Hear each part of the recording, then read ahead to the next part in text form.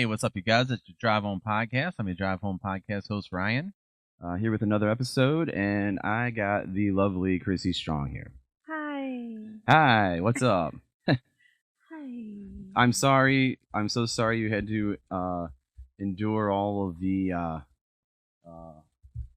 craziness that was me trying to get things going just now. But This is bullshit. Don't let it yeah, happen yeah. again. I think I just wasted like a half hour of your time. So Listen, I've been through worse. but yeah. Thank you so much for coming and being here. And Yeah.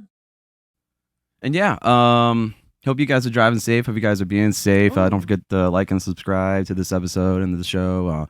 Yada yada yada, all that good stuff.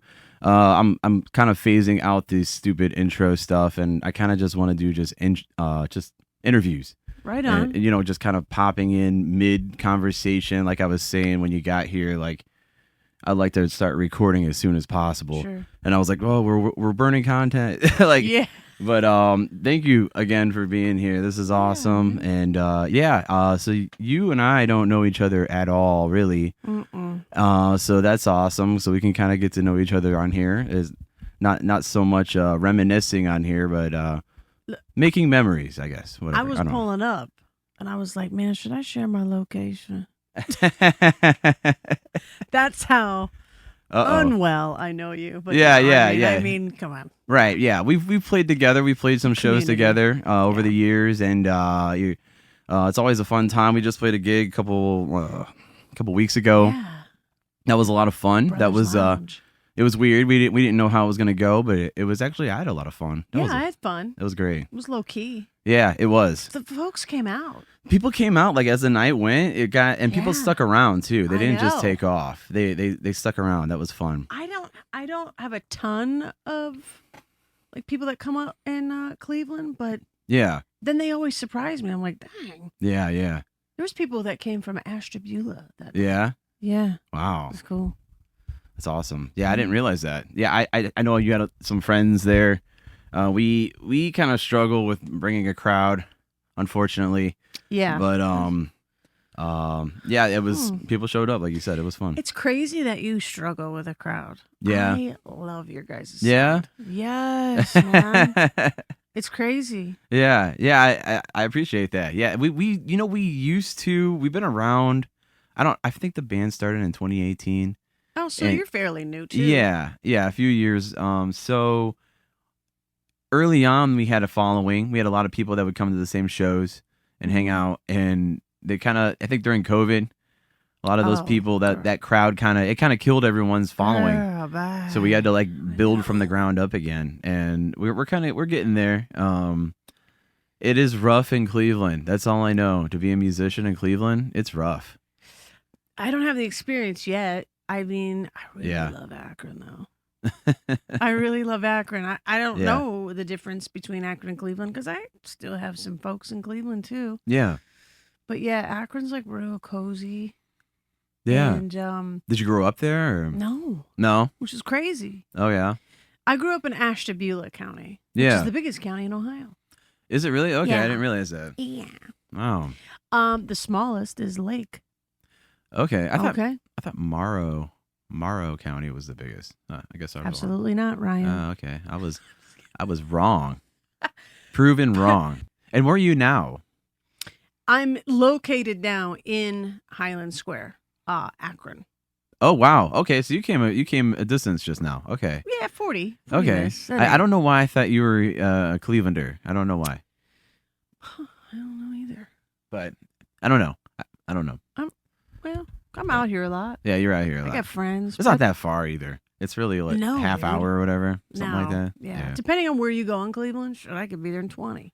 And I love this. Where I live is right by the freeway. I am like 15, 20 minutes from everything. Yeah. I can go east side, west side. I love it. Like I work downtown. I'm 15 minutes. I'm there. Yeah. You do. Huh? Yeah, it's pretty. Yeah, it's rough. Yeah. Yeah, but I forget what I was going to say. We were talking about your where you grew up. Yeah. And then we were talking about places we played. Yeah, Music was awesome. Rialto's I just played at a show at Rialto last night. The Rialto sound is really, I mean, it's pretty much the best in Akron. Yeah. I mean, they got that locked in. Yeah. But the owner, one of the owners, is Nate Vale, and he's a musician as well. And I mean, so is Seth. But Mm-hmm. Nate does more of like recording and sound, and he's got that. Nice. That's awesome. Yeah. Yeah, this is my recording / practice / podcasting studio. So Yeah, I could live here. Yeah. You got a little mini fridge and shit. Yeah. I'm thinking about renting it out. I'm not kidding. Yeah. Mortgages it can get these days. It's getting What's tight. happening to me? I'm fixing tight. up my house to possibly rent it. Really? Nice. Yeah, because I'm dating someone. He's got his own place. I got my own place. Yeah. And my thought is we've gotten along thus far. Yeah. Let's maybe try the next. I'm hard to live with. Yeah. I'm an asshole. Yeah. Hey, you know what? It is what it is. It right? is. I mean, I try. I grow with Yeah. each lesson or relationship, sexual, non-sexual, just, Yeah. But I just think like it's common sense, especially in this economy, is just like, Mm-hmm. let's combine forces, Right. rent our places out. Yeah. Makes sense. You know what I mean? Yeah. Yeah. A lot of people these days are buying. Well, actually, I don't know. I bought this house right before the pandemic hit. Me like too. perfect timing. Mhm. And I mean, I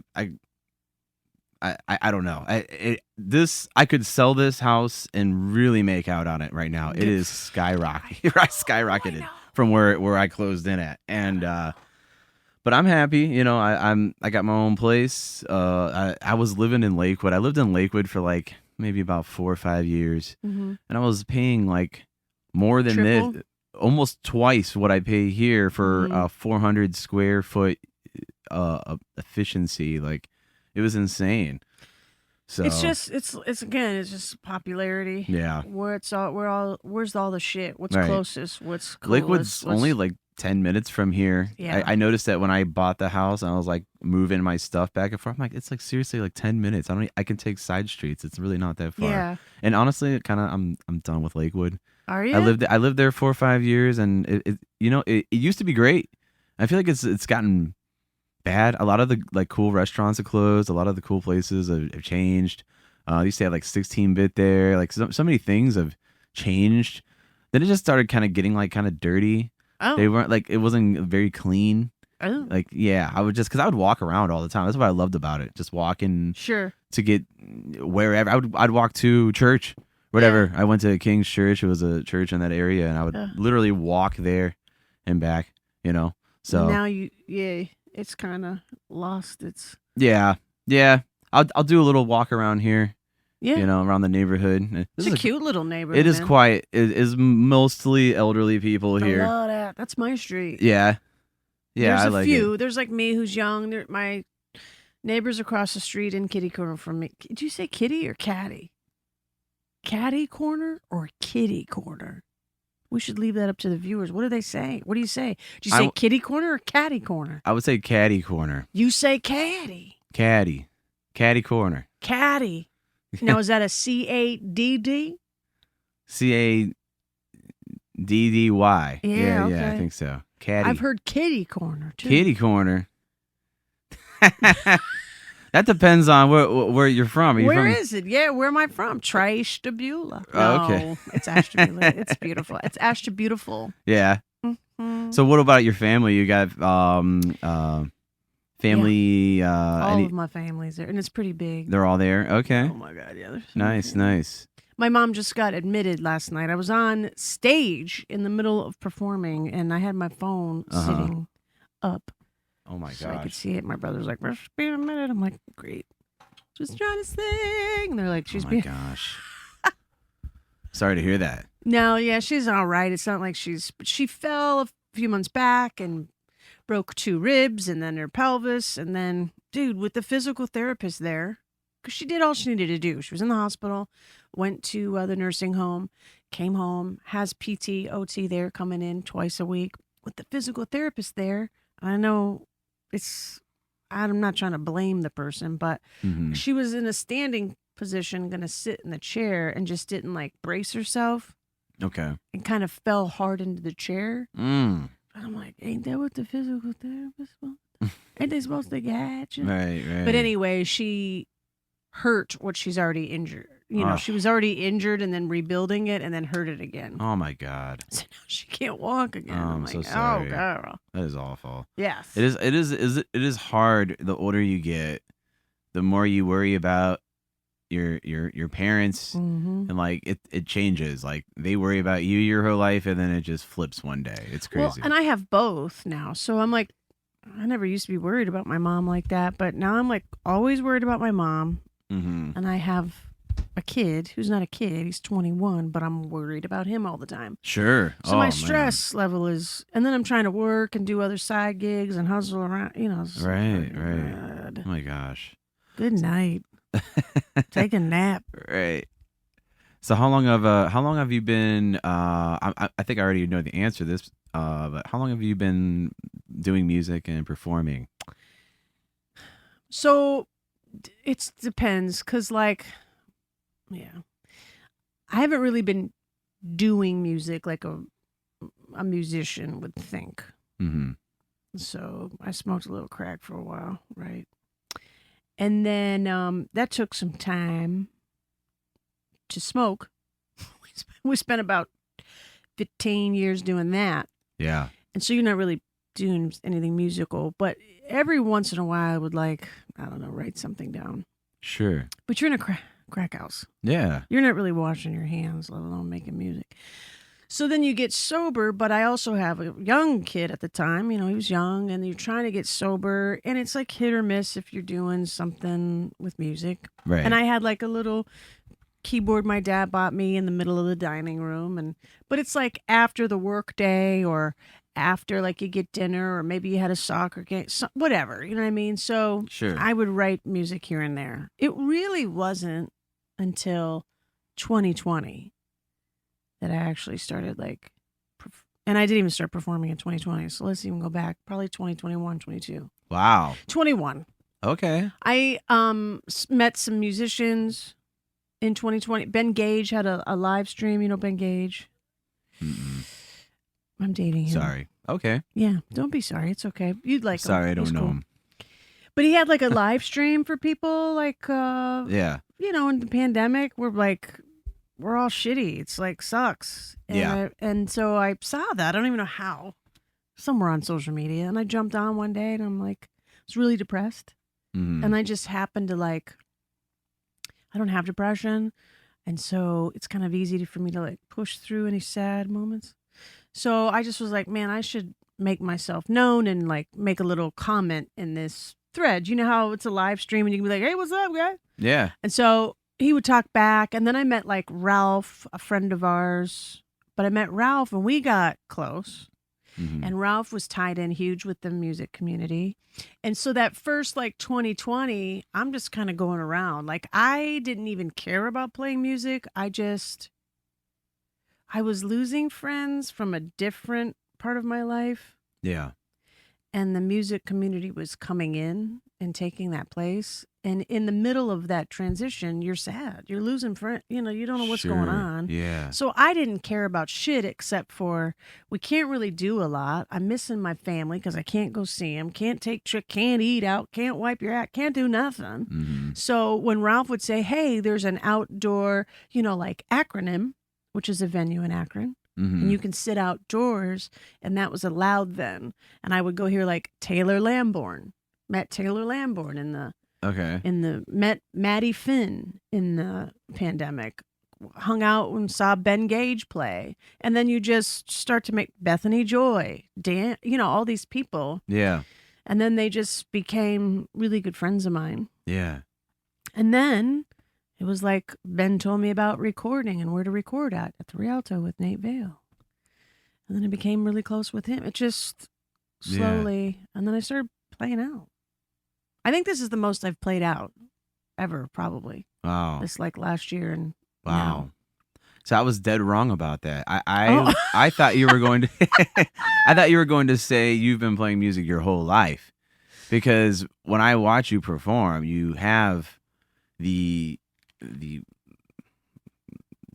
essence of someone who's been playing their entire life. and singing their entire life. I would imagine at least singing your entire life. No. No. I listen to music a lot. I love music. I loved acting. Yeah. I would be performing as a little kid in my grandma's living room for all the family at Sunday dinners.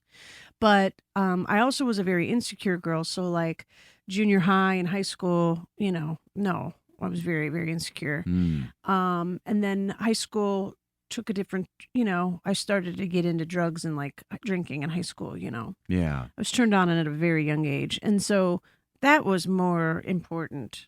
And because I was so insecure, man. Yeah. Just not confident about nothing in my life, that drugs and alcohol at least gave me some kind of liquid courage to just be like, okay. And so that took a turn because what I just wanted it to be fun and meet other people and just drown out that headspace where you're like, you're no good. Ooh, you look big today.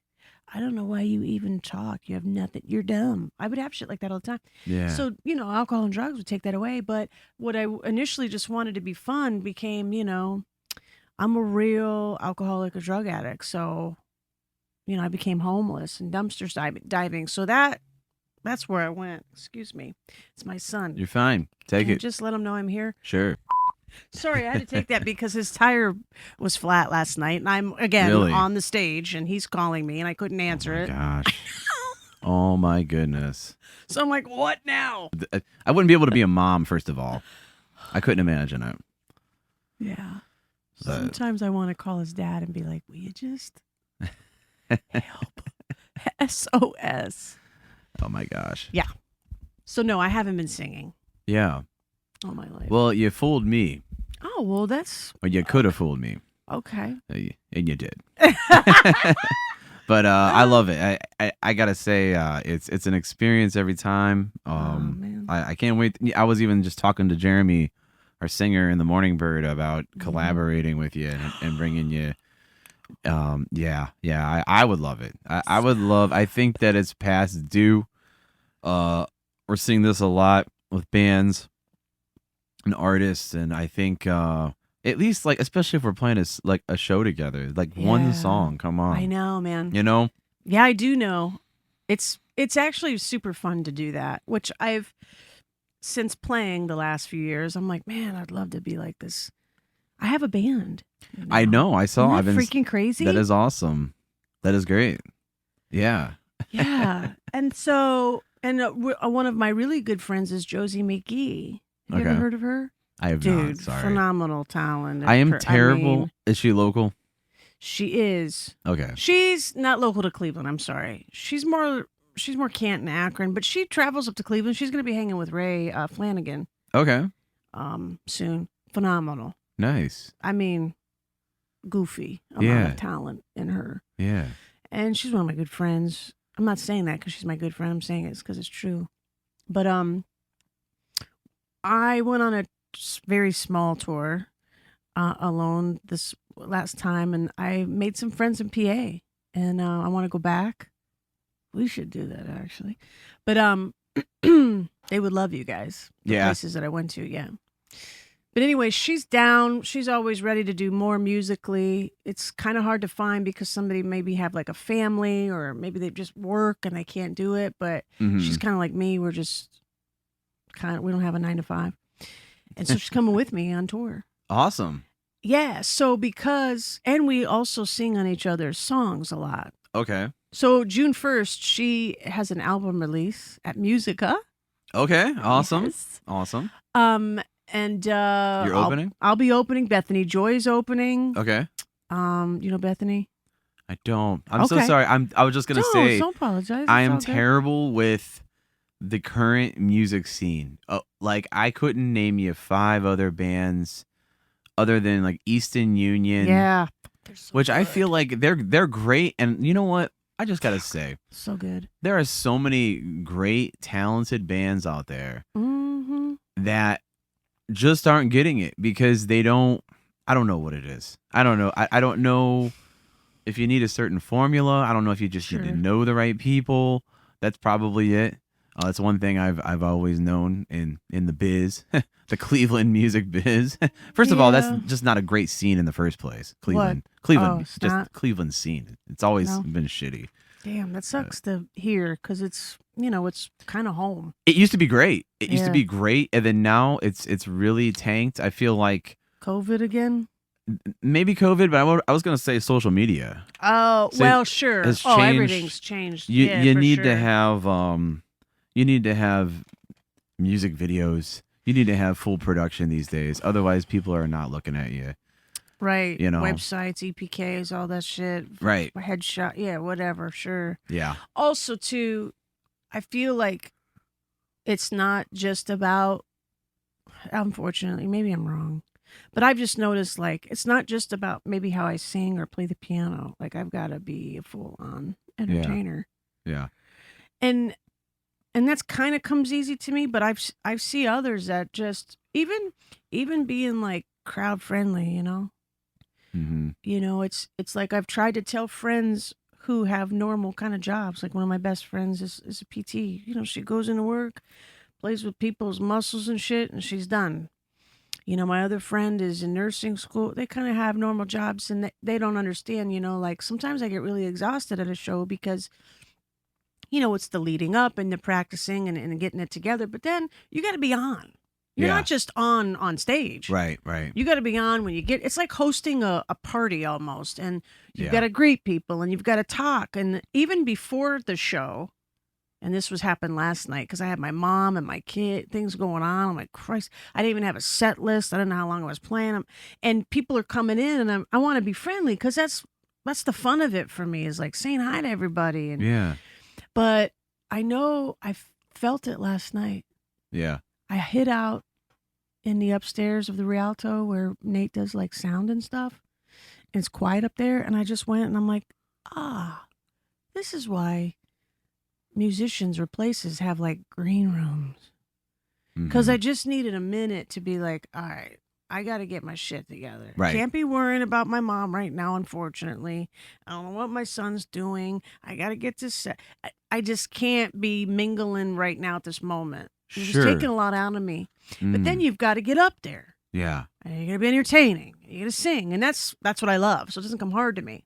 And then when you get down, people want to say, that was good. Yeah. And you're like, shit, okay. And you got to, can we cuss? You can say whatever. Oh, okay, great. Yeah. This isn't like a Christian podcast. Okay, cool. I don't know who's watching. So, Yeah. and you stay late.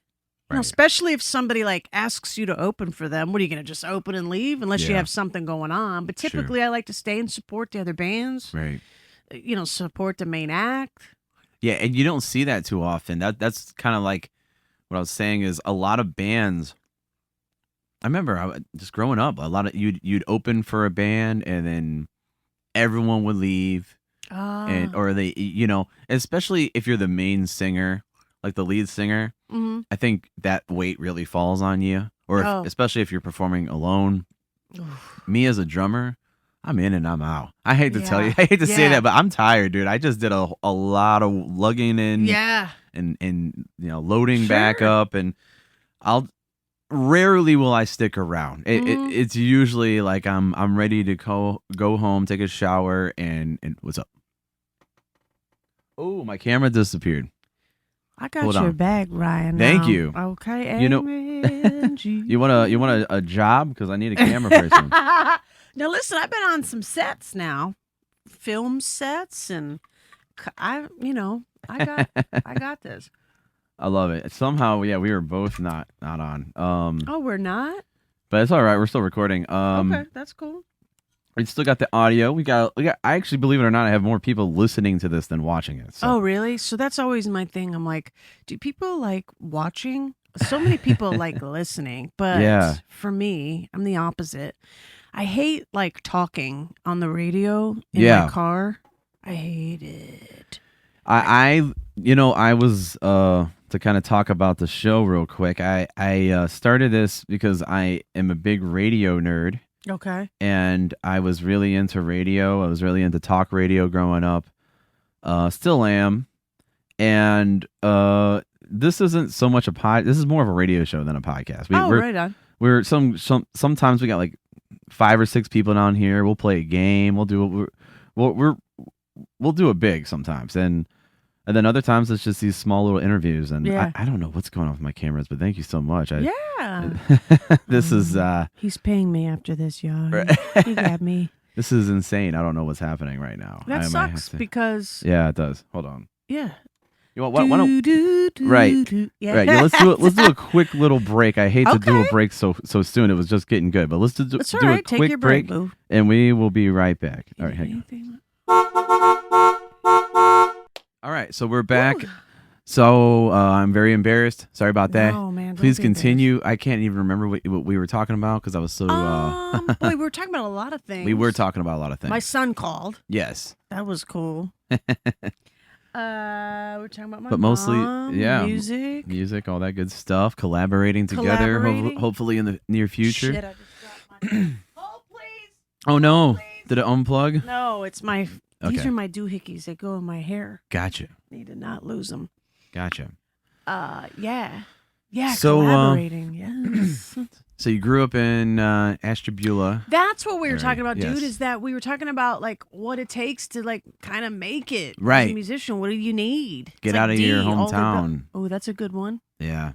I don't even know if I have to leave. It's just I think like some people have it right where they kind of take off and go for a little bit. Yeah. And make friends in different towns. Get maybe some people to like you or not. Yeah. Because I think if my goal is I don't want to be super famous at all. Yeah. At all.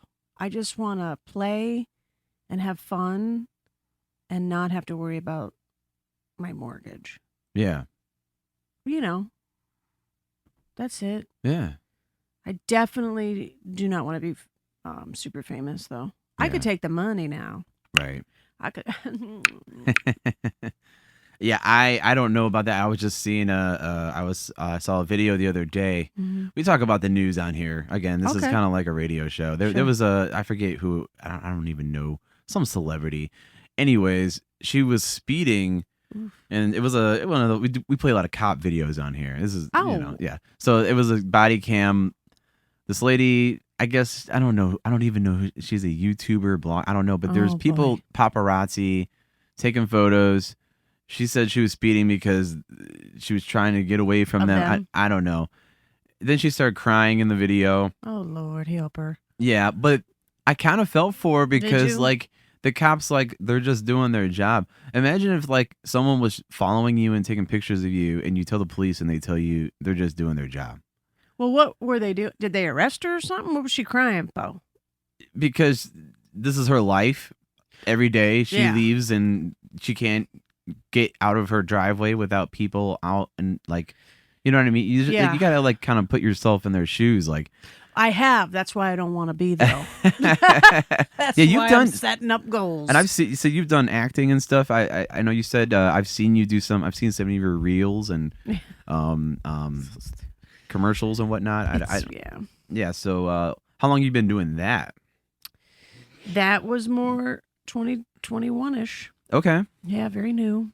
Nice. Yeah. You know, it's hard to do acting more, it's harder than music, I think. Acting is more like music. You can take gigs here and there if you want, typically on the weekends, Yeah. But acting, especially if you're like a nobody, you got to sign up for those roles that might need you there that whole week. Yeah. So you can't really have a 40-hour-a-week job. Right.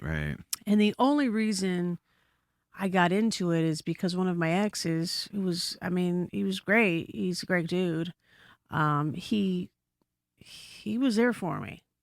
Yeah. And he said, man, I remember him saying, like, I'm so sick of you passing up opportunities because you have to work. It's just not fair when I'm here and I'm paying the bills. I'm helping pay the bills. Yeah. He was just like, how about I pay them all for right now? And I'm like, no, dude, no.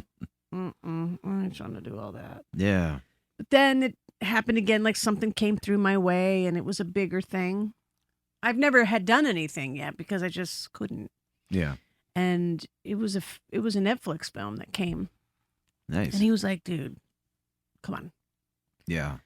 And I'm like, all right, okay. It sucks though to like, I'm just not the type of person where if I'm in a relationship, whether it's my best friend and she moves in or somebody I'm dating, I like 50-50, you know? Yeah. I don't want you moving in and taking care of it. And I don't want to move in and you take care of me or whatever. But it was just kind of like, I knew I wouldn't be doing that the whole time. And this could be an opportunity, which it was. It was a great opportunity. So I'm very thankful to him.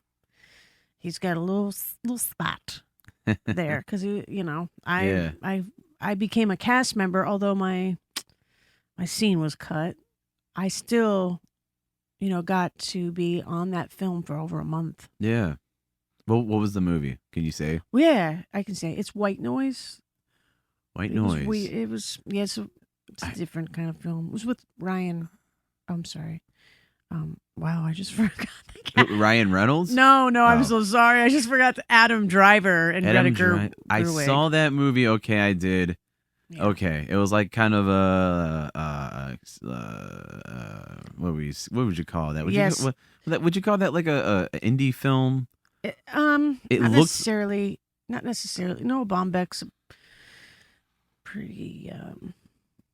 He's the director. Yeah. It was like not satire. It was drama, thrilling. It was different. It's different. Yeah. And the comedic kind of relief was sort of dry in a way. Yeah. And different. You kind of have to be that type of a person that kind of gets it. Right. But I mean, I was next to him like I'm next to you. Yeah. Adam Driver. Wow. That's and crazy. The director. Yeah, I know. Wow. Thanks to my... That is crazy. I know there was another movie called White Noise with Michael Keaton. Yeah. It was about paranormal activity. Sure, I never love watched that it. movie. I love you that. do? Oh, yeah. I'm all about that kind of stuff. What? I love scary movies. I love them. Okay, so you like scary kind of thrillers? So I like thrillers. Yeah. I used to be into all of it. Okay. Like the horror porn, all of it. All that stuff. Especially when I was like younger, I loved like Hostel and all that.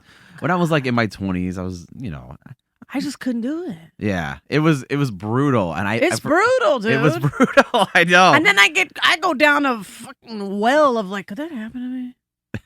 Could they just split my tibia? What's this little thing here? The Achilles tendon. Girl, I saw that thing got split on one of those Hostel movies. She couldn't walk. Yep. They did her in. I was like, no. Yep. I think the first movie to do that was in Pet Sematary.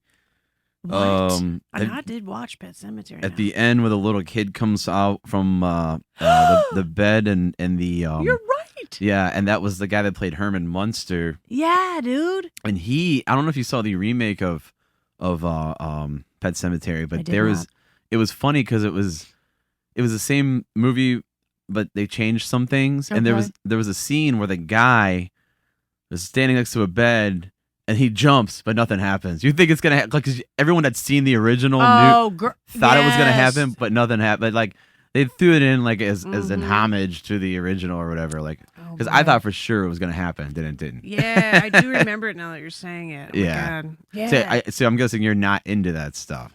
No. I have watched some things like the first Saw. I went and watched. Yeah, right, and I was just like, this is crazy. However, I will say that ending was just epic. And did you know that was like a student film, that first one?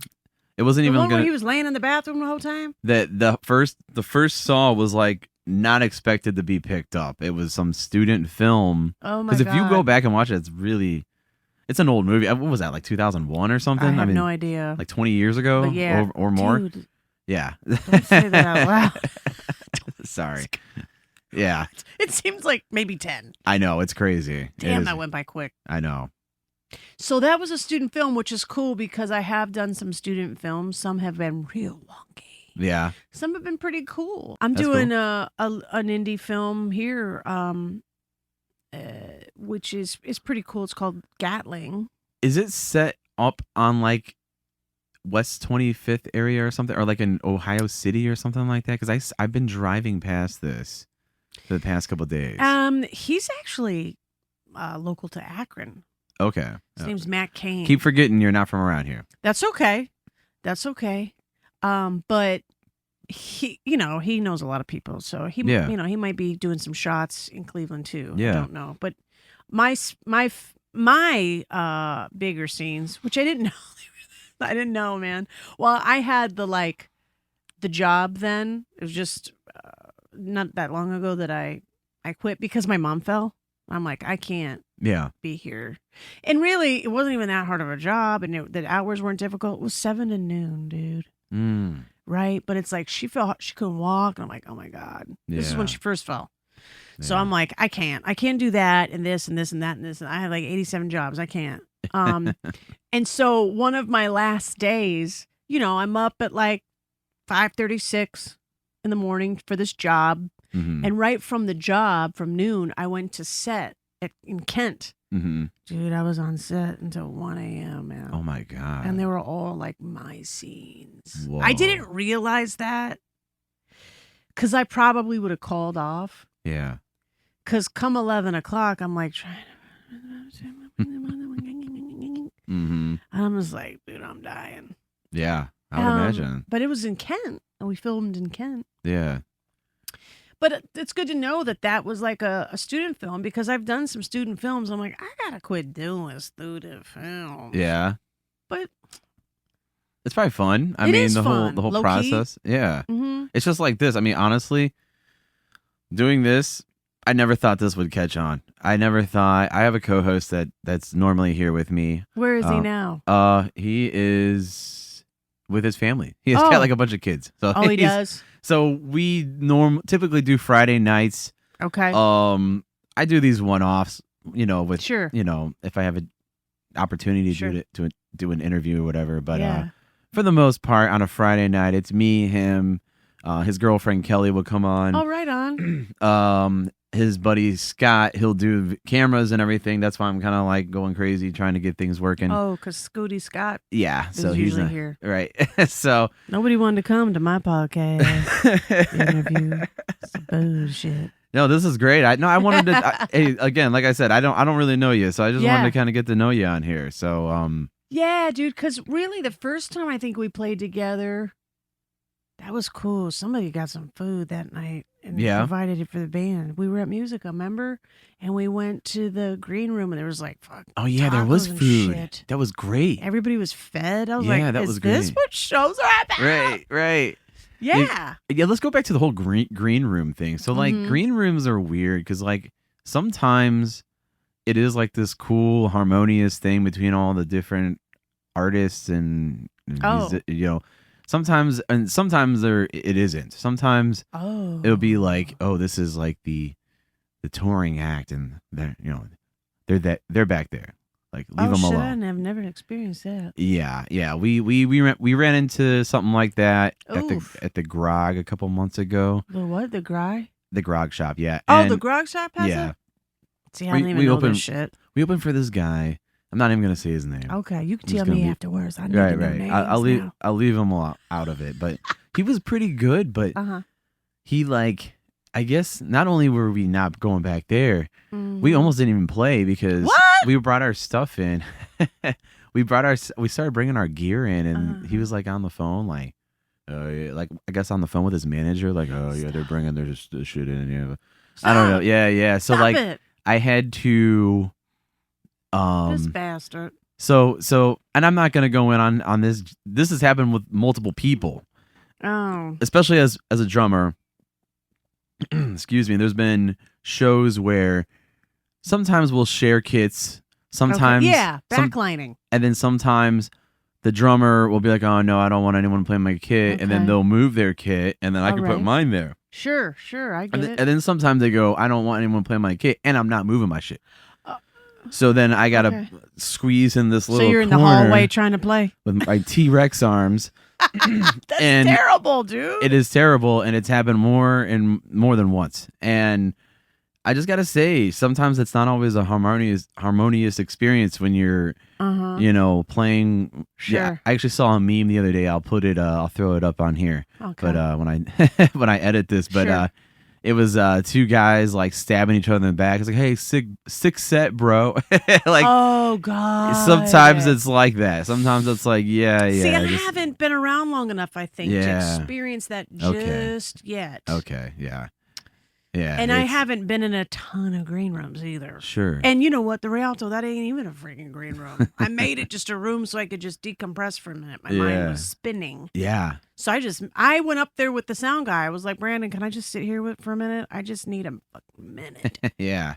So I'm not that famous yet to be calling in a green manager. room or sharing. Yeah, I don't really know anybody but like Maddie Finn, who is now in Nashville, that has like representation. All of my other musician friends were just, Yeah. And she's really never talked negatively about her you know what I mean? So it's just Yeah.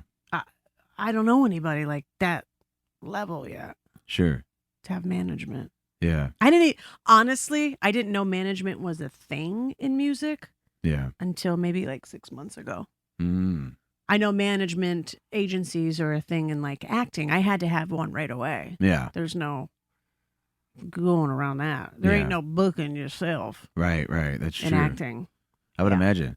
So how did you get into acting? Like, how did you like? So like I said, that boyfriend of mine, I had an opportunity to be on a set. Yeah. And from that set, because it was so big, it was a Netflix film and it was really about a town. And so there was a lot of, there was a lot of background. And I don't know if you know what that means, but there's actors. Yeah. And then there's like background people. And you don't even really notice it when you're watching a film. That's true. When they're walking down the street, there's people walking down the street with them, but you're not really noticing that in the film. But those people are getting paid. Yeah. I was background. Okay. So I got called into this film, and I was more of a specific background. I wasn't just somebody just kind of walking around aimlessly. I was a Red Cross worker, and there was only like 5 of us. Gotcha. And so there were a couple scenes where you're not really directed as a background worker. You're just you're like the shittiest of the group. You're bottom of the totem pole. Sure. But this is my first set, so I'm like, I don't give a shit. I don't care if I'm sweeping up, puke. Right. I don't care. Right. And they gave us one scene. They gave like us direction. Like they told us people are going to be flying out of this cabin. You're Red Cross. You're not flying out. You're kind of getting in there. And so that was it. And then I took that direction and I kind of like I didn't give a shit. I knew the camera wasn't on me, so I'm just doing my thing and really acting. Yeah. And one of the like assistant directors came over to me. First of all, he remembered my name. There was like over 200 background workers. And he was like, Chrissy, nice job. Yeah. He gave me like this high five. I was like, what the Nice. Hello. Yeah. Hello. And so I just kept going. And I was on that for like a month. And then I had a couple other scenes where you're not going to notice me. Yeah. Right. But they sort of gave you a little bit of direction again as a background worker. And I kind of did well there. Then all of a sudden, a few days later, whatever, one of the crew members, you can't keep track of all these damn people. On a Netflix film, there's a shit ton of crew members. It's my first job ever. Yeah. I don't know what I'm doing. Right. And so this lady came over to us 5. We had masks on because it was still like COVID-ish. Yeah. And she said, hey, can you take down your mask? And everybody's like, she walked away and we put our masks back on. And some people, a couple of the Red Cross were like, oh my God, she looked right at me, man. I'm like, oh, fuck. Well, she didn't look at all at me. So she didn't need me. She comes back over like 10 minutes later. It was like, hi, I'm Samantha, whatever. And she's like, I'm going to mic you up now. Okay. And I'm like, what? Sure. You got to raise your hands. They got to tuck a mic in you and put it down here. So, and they're like, we're going to have you say like, take a mask. And so I look over at one of my coworkers, if you will. And he was like mouthing the words like, you bitch. And I'm like, what just happened? And he's like, you just got a line in a fucking Netflix movie. Yeah. And they came over and said, the background worker, who is Angela Boehm, who does like all background in Cleveland, she was like, how's that feel? You just got a line in a Netflix movie. Yeah, that's Like, great. holy shit. Now, did they take it out? Sure. But I literally got to sign a contract with Netflix. I had to sign a, you know, you can't talk about it and shit. I ended up getting checks from them. I just got another check for, what's that called? Like a stipend? Not a stipend, but you get paid for people ordering it on Netflix and shit still. Oh, like Or royalty. Prime. Yes, royalty. yes. Residuals. Residuals. Something like that. Yeah. I think so royalties then are music. I think from there, like all of the people that I met were like, oh, this is cool. You know, there's over 200 people and they're trying to do the same thing. And they gave me like good insight, good feedback. They were like, hey, what you want to do is sign with an agent. Here are the top agents. There's only like 3 in Ohio. Don't trust any other ones. And so I submitted to Heyman, got it. And I had to do like an interview with Heyman Talent Agency. And I told him what I just told you. I was upgraded to cast, which I didn't know what a rare thing it is. Like people go to Hollywood to be background so they can get noticed and be upgraded. Sure. I didn't know that. Yeah. And so when you're upgraded like that and there's a thing called SAG, Screen Actors Guild. Oh, okay, I've heard of that, yes. That union. So in order to be... They were just on strike for like all last year or something like that. It was a long time. Oh my God, these people. Go on, sorry. So in order to be like on a Netflix film like that, or like in the criteria of like Adam Driver, he's SAG. Yeah. So what I was doing as background was non-union work. I didn't know. And in order to be on that film, you have to be SAG. Well, you can't be SAG overnight. You know, to be SAG, you've got to jump through hoops, man. Sure. You've got to get auditions from your agency that are SAG. Then you've got to book it. And you've got to do that several times, 3 or 4 times. And then you can get, and they're very rare, like especially in friggin' Ohio. What the fuck? Right. So I immediately jumped through all those hoops. I didn't know until a year later. But I went from non-union to being SAG eligible because the director wanted me in that scene. And he can't have you unless you're SAG or SAG eligible. Wow. So it was a year later, I was on his crew. I was on a big film as crew. And one of the electricians was like, oh, so you got bumped up to... I'm like, yeah. And he's like, oh, so you were Taft Hartley, right? And I'm like, it's a fucking year later. I didn't even know that was a law. Yeah. It's a law that you can't work on this set. You can't do it unless you're SAG or SAG eligible. So they have a law that's called Taft Hartley. Huh. It's crazy. There's so much. Oh, I would imagine. Yeah, that's a whole nother world with movies and headshots and shit, reels. Right. And it's kind of like a catch-22 as well. It's like you can't really book a role unless you have experience, like a resume in a way, which is in the movie world, it's called reels. Right. So it's like just a visual resume. Yeah.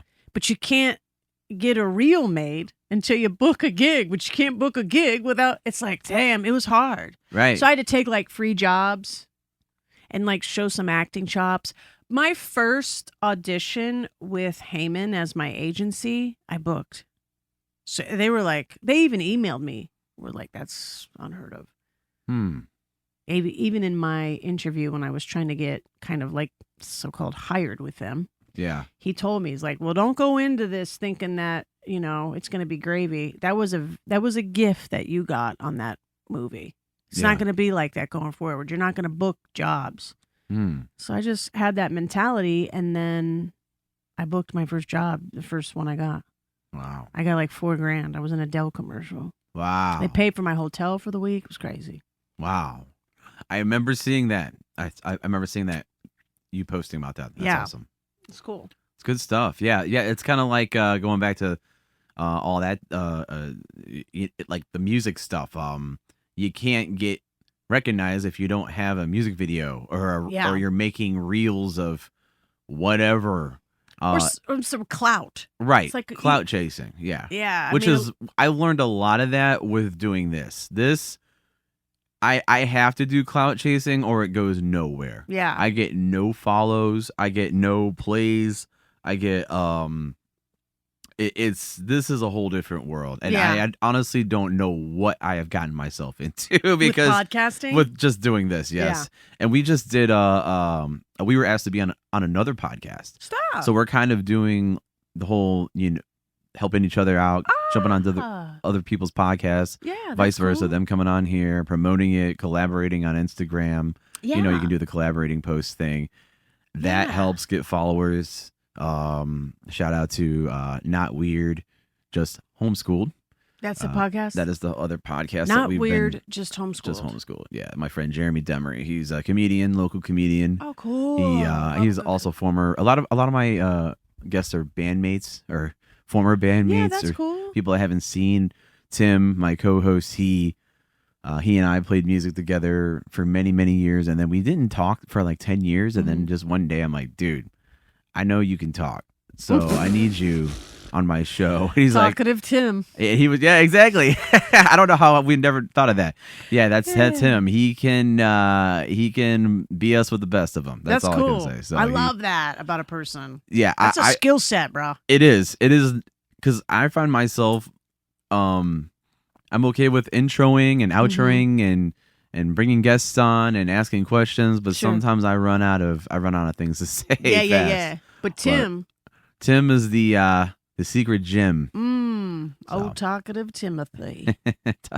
I wish he was here today. I wish he was. Name. He's gonna be jealous when he sees this, and he's like, "Wait, you didn't even ask me." Oh, Tim. No, we'll do it again. We'll do it again. Can I come on a second time? Yeah, absolutely, and a third, and a fourth time. Ooh! Please say it now. I love podcasts. Yeah, I want my own. Yeah, let's do it. Start. I just don't even. It's so. I look at all this shit that you have right here. I'm like, oh my god. You don't need all this. You don't need all. This is all me thinking too much and reading too much into things. You literally. I started this with my phone. I just started talking to my phone, driving home. It's called Your Drive Home Podcast. Oh. First season sucks. It's just audio only. It's just me talking. You can hear road noise and everything. It's terrible. Oh shit. And then eventually, I ventured into the studio, and I'm like, okay, so it's easy to think of things when you're driving and you're on autopilot. We call them driving thoughts on here. Okay. We all have them. Shower thoughts also. Ooh, shower thoughts. You just, things come to you. But when you're sitting idle down here, you're like, I don't know what to talk about. Right. I got things to do. I got like laundry to do. Sometimes I'm like doing laundry while doing this show. I'm not even kidding. I'm like talkative Tim. I can chat. Yeah. Chatty calf. Awesome. I had a feeling. Well, I'll tell you. So when we played with you a couple of weeks ago, you did a lot of storytelling in between your songs, and that was what triggered. I need to get her on my show. Oh, because when I was like, this could be a podcast. Her playing and talking, that could be a podcast. I'm not even kidding. Playing and talking. People will listen to that. Yeah, they would. I do talk. Well, and I have stories. You know what I mean? I am an alcoholic and a severe drug addict. Yeah. So there's stories in there, I mean, they're pretty gross, but I make them light. Oh, people love the dirt. I know. The grittier, the better. I know. Dude, bring it on. Like dirty. Yeah. Yes, I know. I have a new boss. So I work for, a nonprofit called On the Road of Recovery. And, he's got a boss too, which she's cool. But my boss friend is John, and he's like so cool. Yeah. Yes. And I'm like, we should start something because he's got stories. And I try to tell him, I'm like, people don't want the always like, I'm grateful today. Yeah. I'm grateful. They're like, man, I just shit on somebody's chest a few tough. Yes, now. And they're like, damn, did you really? Oh, yeah, it's crazy. Oh, I got locked into this trailer once by this guy who was trying to like murder me, and he thought everybody was out there trying to break in. So he did. He locked me in a trailer. Oh my god! By a knife. He just slid the knife through the lock, and he's just like, "We're not leaving." I'm like, "Oh, we're not. I'm fine." Hot as hell up in here, but it's okay. And I just kind of go with it, because I don't know what this sociopath is gonna do. I mean, he's been smoking meth for like 12 years, you Right, know? right. He probably thinks I'm imaginary, you know? And so you're dealing with a bunch of psychos, drug dealers that are like, do not talk back. Do Mhm. not talk back to the drug dealer Yeah. in the middle of the ghetto. Do not do it. No. I was dropped off one time in an area and I saw this car pull up. And he was just this little man. He had a little Jerry curl. He was so cute. And he yelled out of the car. Because on this side was like projects. This side was like nothing, an old factory that was not in use. Mm-hmm. And he was like, hey, girl. And he's like, you're walking a little too stiff in this area. And I was like, sir, I've got this. And he was like, come here. And I'm like, oh, my God. So because I was nervous, I went around to the passenger side and like looked into his window and I was like, what's up, man? He was like, listen, I'm trying to tell you, you can't be here. I said, I'm going to go right into these buildings here. I'm going to make a call. And he was like, you won't come out. You know, you ain't going to come out. I'm like, he's like, if you come out, you're going to be damaged. So I'm like, and then I looked up ahead because I was like, well, I'll just keep walking then. And I saw like some person that, you know, was probably mentally ill on drugs. It's 1 a.m. and he's like looking down at the sidewalk and like picking his head. He looks crazy. And I'm like, shit. So my options are I can go into these projects. I can keep walking and have to pass this nutcase, or I can get in the car with this guy. Those were my options. And he said, I'll take you back to my house. You can use the phone, call for help. I'm like, he was so little that I'm like, I could take him. I'm not kidding. I'm not kidding. When I'm like, have to like fight for my life, I get like ape-like strong. Sure. When I'm messing around with somebody, no. But Sure. he did. He let me come back to his house. I called my drug dealer to come get me from Ashtabula. I was in Youngstown. Didn't hurt me. But those are like so risky. It's risky, man. Because I've seen people pistol whipped in front of me. Girls. Where the gun is like, as it's hitting their face, it's like an immediate hematoma that arrives. Because the gun is so, it's so heavy. Sure. It's so hard against the face. Yeah, it's not soft. No. No, dude. And I remember she didn't make a peep. She got hit with it like 3 or 4 times. I was just like, oh my God. What are you going to do? You're going to get up and do something? Right. Sir, could you quit beating the crackhead? What are you going to say? What are you going to say? Sir, time out. Use your breathing skill. He's a drug addict. He's a drug dealer. Right. Yeah. What? No. Yeah. Mm-mm. It's wild. Wild. Yeah, those are the stories people want to hear. Yeah, I guess. I mean, if you're willing to tell them. Oh my God. Some people aren't. I should write a book. Yeah, you should. You should write some type of memoir or something, or whatever. I mean, some type of whatever. That would be great.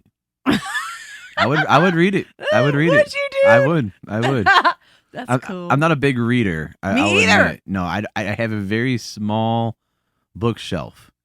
Me too. It's mostly people that I've had on this show that have written books, and maybe I've forced myself to read them. Oh.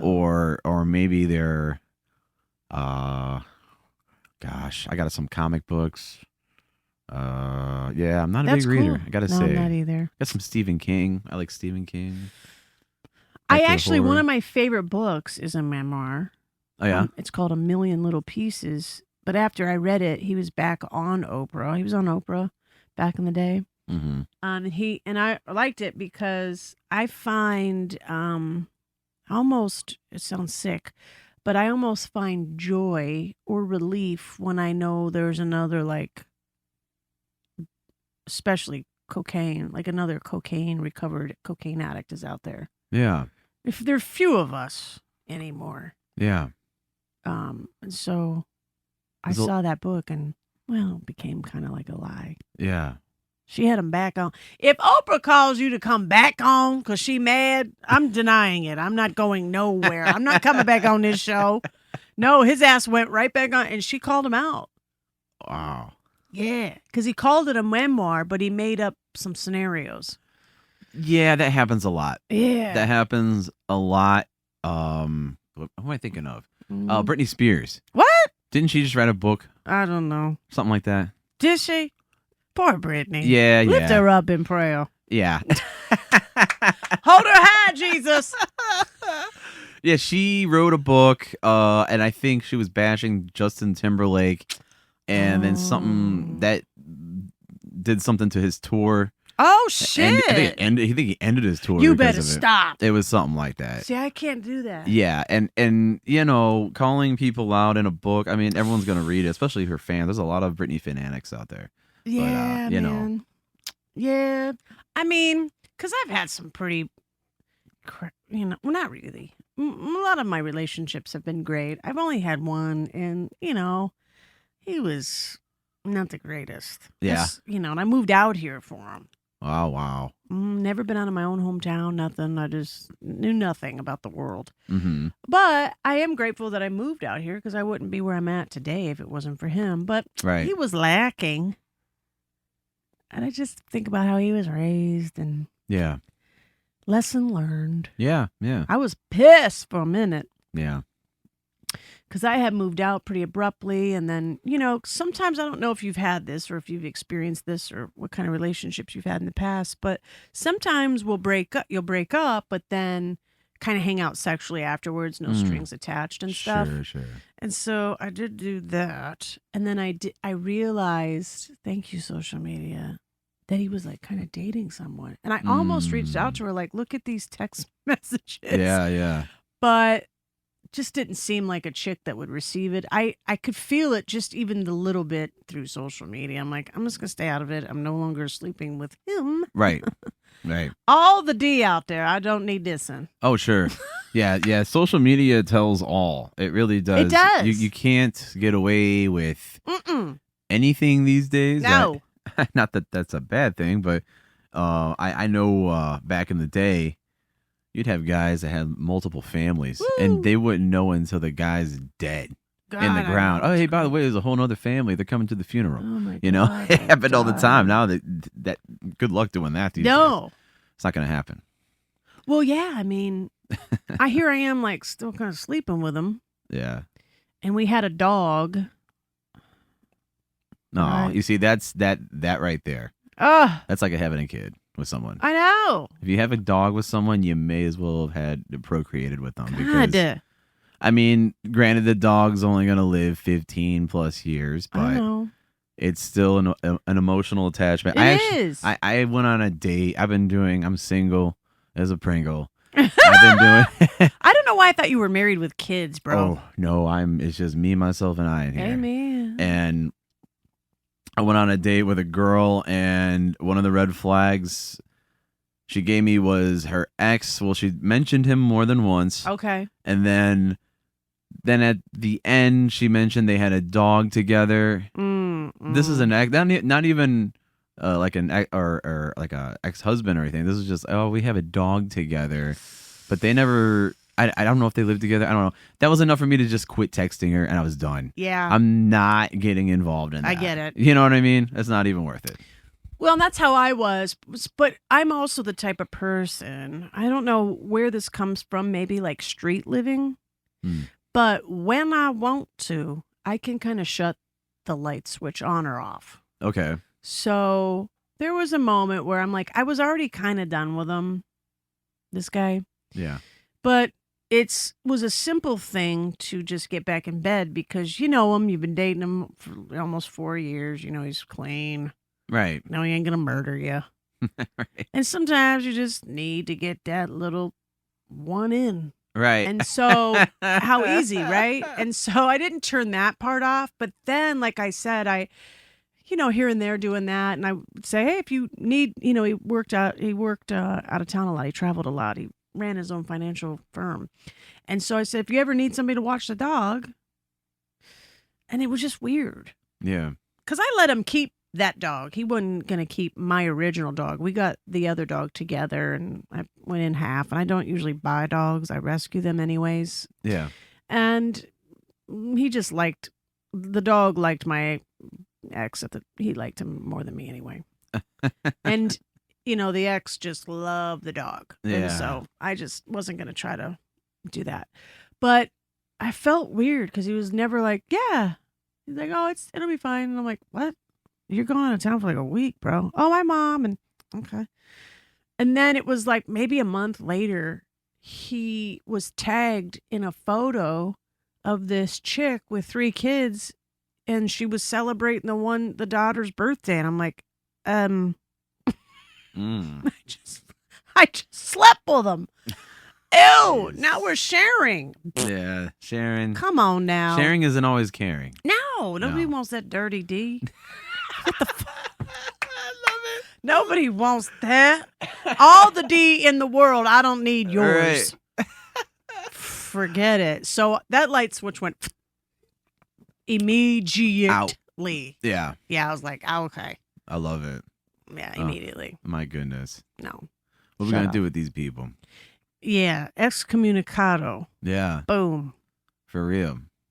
I'm quick like that, though. It's probably a negative and a positive. Yeah. Maybe. Yeah. I don't know, but I can tune out real quick.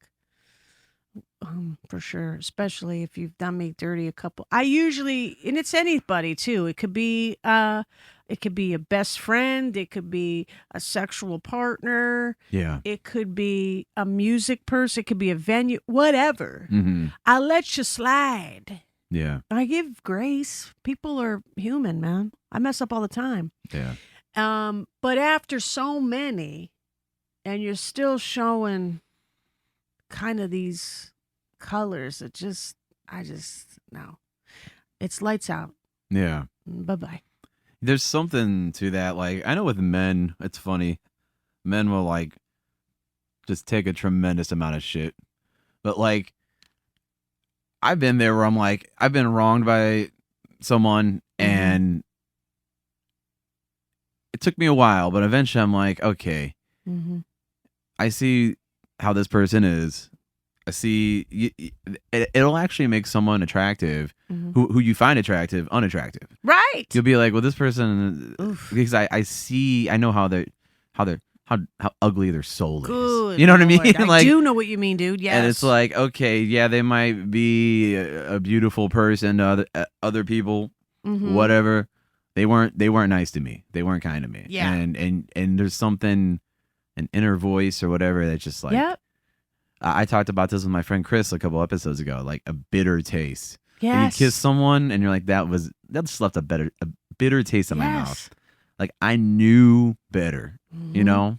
Yeah. And yeah, that sucks. That sucks. People suck. People suck, but my thing is the majority of people that I have dated and built memories with and stuff I would be friends with them all today. Yeah. Definitely. Yeah. You know, except for probably him, only because, I mean, and like I just said, he was just raised differently, very narcissistic family and tendencies. That's weird, isn't it? You look at the family and like. I have to, because I was in that one for a minute. Yeah. And I got to know the parents. But see, I didn't get to know them until I moved here. We dated long distance for a while. Mm-hmm. And then once I moved on my shit here, I'm like, oh my God, this what you're working with? These your people? Oh my God.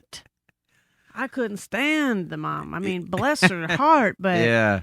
Oh my God, man. I remember him saying she doesn't drive, and I'm like, immediately what comes to my mind is an older person like that too. They don't drive. Yeah. I'm like, oh shit, there was probably an accident of some sort. Maybe, yeah. And there was some trauma. Yeah. This bitch didn't drive because, oh my God, please. She didn't pass the test the first time. Oh, when she was 16? Whatever time she took whatever it. she took it. I'm thinking it was something like tragic because, people have to cart you around your rest of your life. Yeah. Her husband worked. I mean, I remember him talking about his dad. Like, he worked so much that the one time he came home and he had like a full beard and he was a young kid and he just didn't even recognize his dad because he worked so much. Now you work and you got to bring this broad around and take her grocery shopping and to the doctor and all this other shit because she didn't pass the test. Goodness. She felt entitled that these people should. That's what I was working with. Yeah. Brah. Narcissist. Pay attention to me. Yeah. Nothing, she doesn't hear anything. No thank yous. No, nothing. Girl. Yeah, that's That's rough. So that's what he was raised in. That was his climate. Yeah. And I just, I became aware Yeah. slowly. Yeah. But the rest, pretty cool dudes, man. Yeah. I probably did them all wrong. Yeah. But I'm not like a person that likes to be, I don't really like somebody in my shit all the time. Mm-hmm. I'm more like secure avoidant. Do you know those attachment theories? I've heard of them. There's like secure, avoidant. There's the one that's like anxious. I don't know. I've heard that saying, but I've never. I'm not familiar with it. So there's like anxious attachment, secure attachment, avoidant attachment, and there's like a fourth. But I'm more secure avoidant. Like I don't need to have a relationship. Yeah. I like them Right. when they're cool. But if you break up with me tomorrow, I mean, I'll have some, of course, I'm going to have some feelings about it, but I'm not taking it to the bank and trying to cash that check. I got dishes to do. Yeah. And so one of my relationships, they were more anxious attachment where it's like, you have like a fight and it's like, what's all right? So no, just chill. It's fine. You know, it's okay. We don't have to be in each other's ass all the time. Right. You could go. I'm dating someone now that goes on tour. I'm like, bye-bye. Have a good time. Enjoy yourself. What kind of person am I that's like, what? Yeah. You're going to go try and follow your dreams? How could you? Right. But in this person's experience, he's experienced like that. Yeah. But that's not fair. You're leaving. No. But maybe because I've had a taste of like music and wanting that kind of lifestyle, maybe it comes easily to me. I don't know. Yeah, that's difficult. I mean, it's the same with someone who their spouse or significant other is in the service or whatever. They're gone for months at a time. It takes a certain type of personality to be okay with that, I guess. Yeah. I don't know, or I don't even know if it's the personality. I think it's just the maybe the upbringing as well, or perfect storm of it all. Maybe the therapy. Yeah, I mean, a lot of it is it could even be trauma. You've had bad relationships, and even though this person has proven themselves time and time that they're trustworthy, you still are been traumatized by people who weren't trustworthy. So you can't give this person their space because it's weird. It's weird. Well, that too, but then it could also be looked at on the opposite spectrum where you're so anxious you can't give that person space because you've been traumatized, or you've been traumatized enough for people that have let you down that it's like, I'm doing it myself. I do not need you. Yeah. Matter of fact, step back 20 feet, Right. You're not moving in. I'm Right. not moving, Yeah. and I'm that where I've never been able to really count on a ton of people. Yeah. Even in like childhood, my parents were great parents. They did the best they could, but there's some things, and then you get into the lifestyle that I was in also. That's a big thing because I had to like develop a sense of like knowing what the street. Nobody teaches you how to survive on the street. That's a whole nother life, dude. There's rules. There's underground rules here. I mean, and you don't see a ton of us walking around. I mean, in certain areas, you might see some like hookers at fucking noon, maybe. I don't know, but we're not going and getting groceries and shit. There's a different world, and there's like mental health homelessness, but there's also like drug addict homelessness, and that's a different world too, because we're quite aware of what we're doing. We're like mental health. Yeah. A lot of times they don't have the medicine they need to know what's going on. They might be schizophrenic. They don't know. But typically, in my experience, I knew everything that I was doing, and I came out at certain times. I went indoors at certain times. I didn't frequent this place because, And so you might get shot if you look this way. There's a lot of treacherous things that take place. Yeah. And so you learn to be very independent, to watch your own back. And so even now in sobriety, I don't drink or drug or anything like that. I mean, I still have a lot of fun, but I'm also very hyper aware of like crazy outcomes. Yeah. Some people are like, all right, well, is that ever going to happen, Chris? And I'm like, yeah, Yeah. it could, It for could. sure. Anything can happen. Like sometimes I'm like worried about somebody breaking in my house. Well, what are the odds of that? Well, I did it all the time. Broke into people's homes. You didn't even know we were there. Mhm.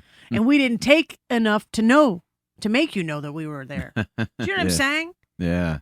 And so, I have a sponsor because I don't know if I'm allowed to talk about that, but I'm in like a program of, so I'm in like Alcoholics Anonymous, and my sponsor's sponsor was shot, killed, dead in her bed at night Shit. from somebody that she was sponsoring. Yeah.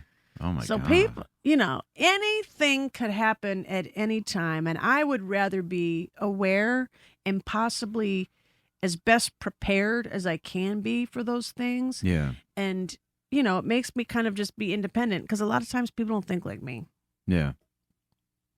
We're just kind of like going along. Yeah. And I know that in my experience, if I want something done, I just kind of do it myself. Mm. I can ask for help. Yeah. Closed mouth doesn't get fed, right? Right. But I don't rely on it. Yeah. Same with a friendship, any kind of relationship. Yeah. Unfortunately, you can't even rely on your parents at a certain age. Right. That's true. That goes out the window. And so why would a sexual relationship be exempt from that sort of thinking? Right. I That's don't so know true. if they're going to, I don't know. If this person's going to meet somebody on tour that's cooler or better than me, it could fucking Right. end, Right, Or maybe right. the distance of us being apart so much makes you, anything can happen. Yeah. So I hate to live like this. I try not to, but a lot of times my 1 foot in, 1 foot out, just to kind of be, it's hard for me to move in with someone. Yeah. That happened. Move in, and I'm like, oh my God, what'd I do? Yeah. The only time I move in with anyone, it happened once, and it was a fucking disaster. Yeah. Not all of my shit. Yeah, it cost me $10,000 to move out. Mm. I lost all my shit in storage. I was there almost 2 years. All my shit was in storage. You had a 3-bedroom home. Girl, bye. Goodness. Help them. Anyway. That's something I never did. I kind of did something similar. I in 2011, I think, or 2012. I think it was 2011.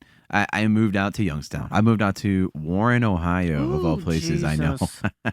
And I was seeing someone that lived out in Leavittsburg, which was like right next door. Okay. It's a really small town. Almost like, yeah, a lot of horse and buggies out there. Oh. Yeah, in I don't Leavittsburg. mind So yeah, so we were dating this girl, and I got an apartment out there, and literally right when I moved in, we broke up. Oh, so Jesus, Mary. She never even moved in. She was there, and up until she helped me move in. And then that was it. Yeah. And then I never saw her again. I'm dead serious. Yeah. You never saw her again? I never saw her again. That was the, it was a year of hell. Well, actually, no. So it's a long story, but I'm here for it. Though. Yeah. I moved out to Youngstown, and I've told this story a bunch of times on here, so you guys get to hear it again. But at first, I was really pissed and really bitter because my job was out here in Cleveland. Mm-hmm. So I'm commuting back and forth all the way out there. Granted, the rent was dirt cheap out there compared to over here. Sure. So I'm like, dude, like, what happened? I moved out here, and, it just sucked. And, after a while, it's kind of like what you were saying before, because you did something similar, didn't you? Yeah. You moved, relocated for someone, and in that, I met a lot of great people that I didn't think I'd meet. That I still have developed relationships with to this day, and Chris, my friend Chris, I mentioned earlier, he's one of them, and he's a good dude, and we used to play music together, and I really, after a while, even though I was living way out there, an hour away, I forgot about her. After a while, you meet enough sure. people, and you build a life for yourself out in Sure. in another area. You're like, it wasn't long before I started dating someone else out there, so it wasn't like I was completely alone. But Yeah. yeah, I recovered pretty easily. I'm fairly resilient when Yeah, it comes to yeah. that kind. I've had that kind of thing happen a lot in my life, and Shit. yeah, I like you're saying that 1 foot in, 1 foot out. Mhm. You gotta. This person could be gone tomorrow. Yeah. They're not your spouse. They're not. That's just the thing with dating someone. Yeah. It's not. It's almost platonic. Because it can end at any moment could, and be just a friendship or whatever. And I'm pretty cool with all my friends, all my former. I can't think of other than that girl that I never saw ever again. Pretty good with all my exes. It was pretty clean break. I'm kind of like what you said. Like you, I'm happy, by myself, doing whatever I want. Yeah. Doing this podcast might be making up for something probably in my life, but I wish that, I guess I shouldn't say the world. I just wish that it was looked at a little bit differently. I wish that, because I would love to be friends with a lot of my exes, actually, which I kind of am. But I have two that were in the music community, and I really thought this last breakup, remember specifically saying, let's go easy, okay? We went at this about a year, and there were some conversations that were had, and things didn't just change the way I wanted them to be, because like I stated, when I'm dating someone who might possibly be anxiously attached, it makes me kind of crazy, because it's just an attachment where they're just like, yeah, and all of the, I wanted more for this person, and I could see I was getting in the way of that, if that makes any sense at all. No, that makes sense. You can almost kind of see somebody sort of like losing themselves in a way, and I don't want to, but tremendous dude. Yeah. Never hurt, would never have cheated on me, never physically, nothing like that, never verbally abused, nothing. Yeah. Was clean, smelled good, Yeah. good look, great guy, dude. Couldn't get along with anybody, talk to anybody. It's just the attachment style just drove me kind of nuts. And I said, after a few conversations, probably isn't going to work, Yeah. We took a weekend break, and we were going to kind of come back that Sunday or Monday and figure out what path, if anything has changed or anything stayed the same. And I just said, I just don't think it's a good match. Yeah. However, let's not argue. Let's not fight. There's obviously some sort of love here, even if it's just just friends. I care about you. Yeah. And it was in really a hard time to try to look for a home or rent, skyrocketed. And I couldn't imagine this dude, just because I'm not in love with you that kind of way. I still care about you. In my frame, I can't see you hopping from couch to couch. I'm kicking you out in 2 weeks. I can't. Yeah. Let's go at this easy, man. Yeah. And why don't you look, because he wanted to buy a home. I'm like, why don't you take your time? It's a horrible time to buy. So why give ourselves this 2-week thing? Let's talk about this. Let's make a plan. If you don't have something in maybe 3 months, then we'll regroup and see where we're at. But he did. He bought a beautiful home, made some readjustments, and we broke up so nice. But something happened along the way after the breakup that it's just Yeah. Yeah, he just doesn't like me anymore. It's a shame because I'd really love to support him. And Yeah. Was he? You think he was just like really hurt by the whole thing, or possibly, yeah. sounds like he's a really nice guy, dude, like me. So nice. It sounds like me. Like I've been there where I'm like I can't take it, and you know what I mean. And like you live your life, I live mine. Yeah. You know. So nice, so supportive Yeah. of me. And nice guys, unfortunately, we often finish last. And not to sound cliche or anything, but yeah. I will also say, as far as the attachment goes, that's something that happens to me when I get in a relationship. I become easily jealous, very easily, and that's not good. So don't tell me. What happened? Oh no, the monitor went out. Hold up. No. Hold on. I'm so sorry. This has been like the worst experience, and well, if this is such... the worst, I guess I can handle it, right? So I can come back on. Damn it! Right? No, I absolutely am loving this so far. I'm not loving everything that's happening with my equipment, but I'm loving this. And people listening are like, "What are they even talking about?" Because it's all video stuff. So, but yeah, look at how well you recovered from that, though. Right. You just were like, tap, tap, tap, tap, right. tap. Come on.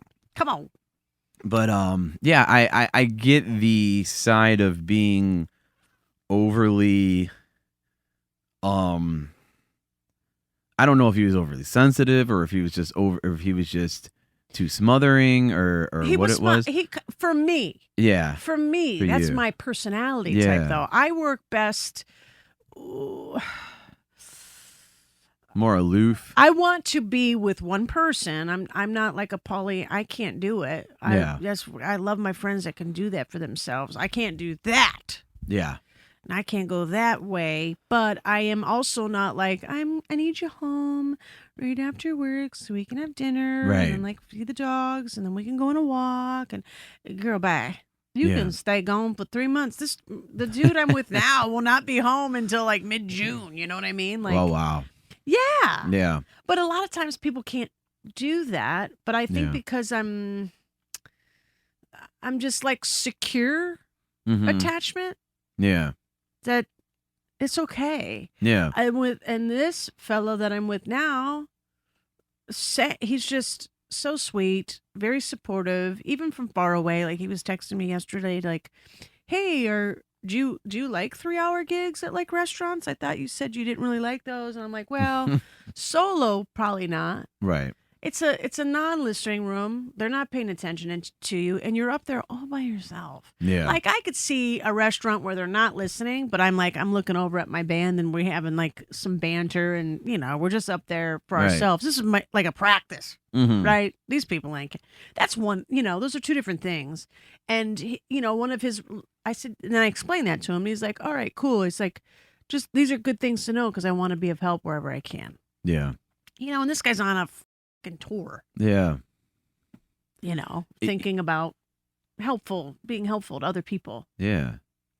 But he's also a lot like me, where we're not real traditional, where we need to like get together and like get married and I'll have the this home with the picket fence, man. We're not going to do that. Yeah. It's going to be him and I'm going to try to be the best team member I can to him. Yeah. And vice versa. He's already proven that. And we bicker.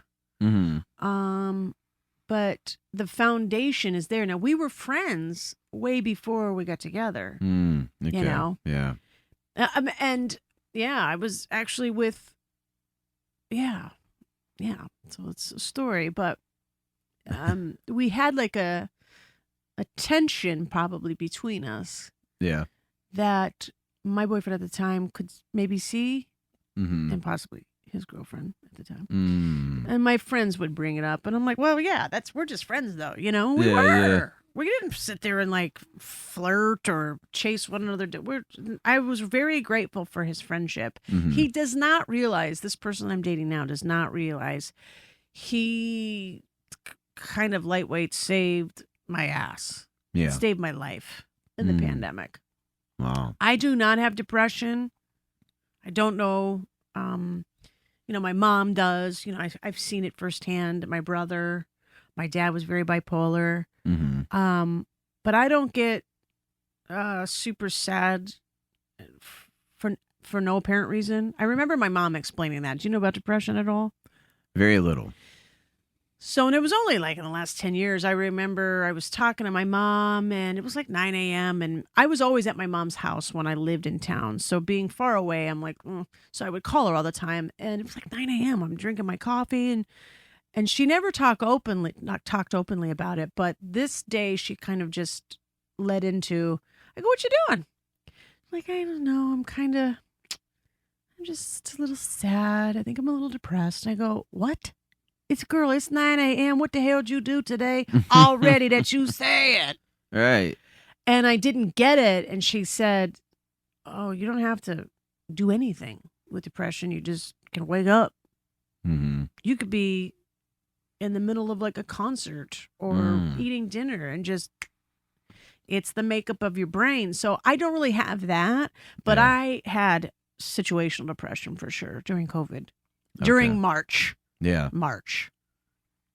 And probably some April time there. April, it wasn't until the world started to open back up again. But during like March or in April, I remember my boyfriend at the time right now had like an online stream where he would like play music for people who couldn't get out. We couldn't get out and do shit. Yeah. And then also too, you have that fear mongering where like people, millions and trillions are dying and everybody's going to die. And in 6 seconds they had a vaccine and you got to do this and nobody wants it. Some people do. And I'm like, oh my God. And now I'm the type of person where I love being out and about. And so being at home for like 3 days is a lot for me. And now we're into like 30 days and I'm losing my shit. And this live stream that he would have, I don't know, twice a week maybe. Yeah. I had people calling to check on me because they didn't see me like in the AA online meetings. Oh, okay. And they're like, hey, what have you been doing? And I'm like, I don't know, man. I didn't know the feeling. I didn't know I don't know. Yeah. And I remember the guy getting specific. He was like, well, did you eat today? And I'm like, not really, no. And he was like, well, what did you do? And I'm like, I just kind of laid here. He's like, what? He's like, did you shower? And I'm like, the only time I got up was to pee. He was like, dude, you better get your shit together. And I remember feeling like a certain way when those online streams would, hit at 8:00. And that would be the other reason I got out of my bed. Because I would see him like playing his guitar and he had like a roommate and they would be playing and they would talk to you and say, hey, how you feeling tonight? I know the world is wonky. Yeah. And then I would hear them play and I think, I'm going to get up and play my piano to that. And I would. Yeah. And this guy, he doesn't even know like how he kind of saved my life. And then the other way he saved me was that I was losing friends from this fucking pandemic. Yeah. And then he kind of came in, but kind of undercover. Because like I said in the beginning of this podcast, I just chimed in the comments. Hey guys, I'm Chrissy Strong from Akron. Yeah. Hey, what's up, man? Hey, Chrissy, we see your message. Hey, blah. And then there would be another comment from one of this online streamer's friend. And he would say something funny. And then I would say, oh, you're silly, dude. I don't know. And then one thing would lead to another. And now I'm commenting back and forth with my friend Ralph. And so I met this guy through just commenting. Crazy, right? Wow. Yeah. And then we talked on the phone once. He's like, hey, get each other's number. And we talked. And he knew all these people in the community. And like I said, it just, now the world's kind of opening up. And my buddy Ralph's like, hey, let's go here. Or, hey, there's a show here. Hey, I'm going to have an open mic here. It's outside. We can do it because it's outside, even though we're in a pandemic. And then you meet more people. And it just was like, yeah. Okay. Cool. Yeah. Yeah. It is crazy. It is. Thank goodness we had, social media because that really saved a lot of people. I think. There's been people I've had on this show that I met through comments and stuff, just on social media or whatever, and it's just crazy how you can build a whole new group of friends just by whatever you guys, similar interests on a group that you're in on Facebook or whatever. It is crazy. Yeah. And we were talking about this on my last podcast and at the LAN party. So that was why everything took so long to set up and it was all torn apart. But oh, right. like I said, but we were talking about this very thing about like depression and would you so I guess I'll do a couple of would you rather questions real quick. Oh, that's cool. So speaking of depression, would you rather be depressed for the rest of your life? Okay. Or would you rather be stressed for the rest of your life? Stressed. Yeah. That's what I said. Mm-hmm. You can be happy and be stressed at the same time. If you're doing something that's fun like this, this is fun for me, but it was very stressful an hour ago when I just couldn't get anything going. Right. But I'm not depressed over it.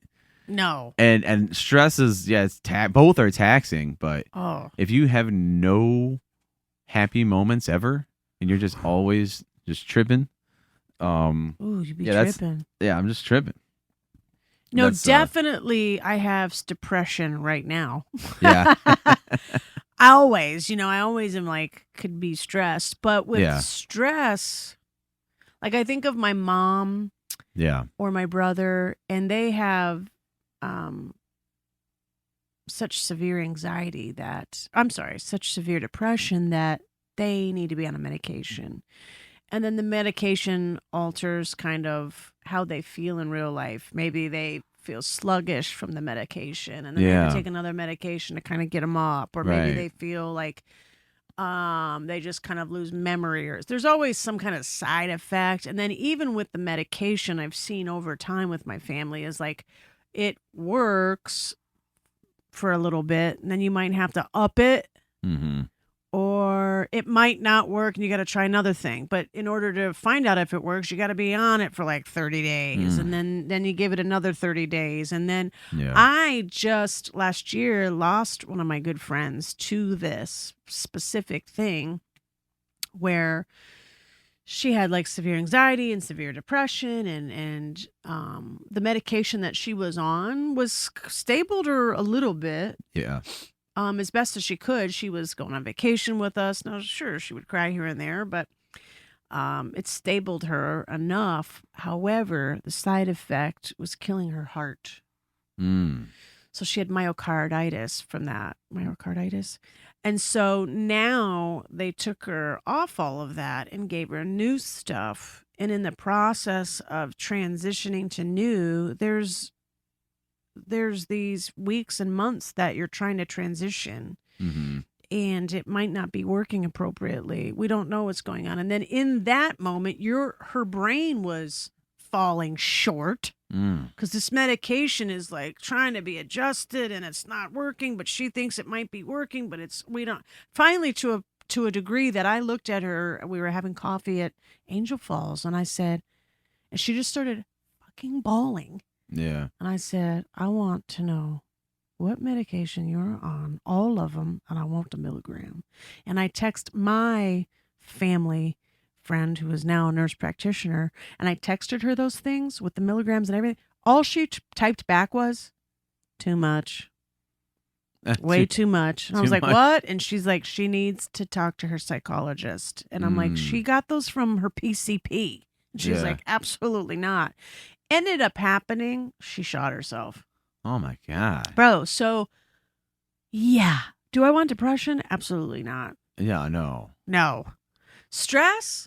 I mean, that's just like life. And right. I don't really need a medication. I might need a damn masseuse because my shit's tight. Yeah. But I can typically, like you were stressed earlier, but you breathed and you're taking some breaths there. Maybe I came in handy with another hand and I'm figured repressing it out. Everything is what I'm doing. I didn't take a breath. No. I just kept It's rolling hard. with it. Yeah. Yeah. Right, but you figured it out. Yeah, I got it together. Yeah. It was like a moment. Right. A moment. Absolutely no. Right. Stress any day. So true. my best friend struggles with depression, but she's like such an example. I wish she'd fucking write a book or have like a TED talk. She is like the perfect example of how you can get through. Yeah. I mean, she had such severe depression. She was in like, she talks about it openly. So and I'm not even mentioning her name, but she talks about how she was taking her own life on the mental ward, on the on the mental health floor. Yeah. Yeah, she went full blown, just like, yeah, AWOL. That's crazy. And this girl is thriving. Now, sure, does she have moments where, because depression, even with medication, it can be cyclical. What is that word?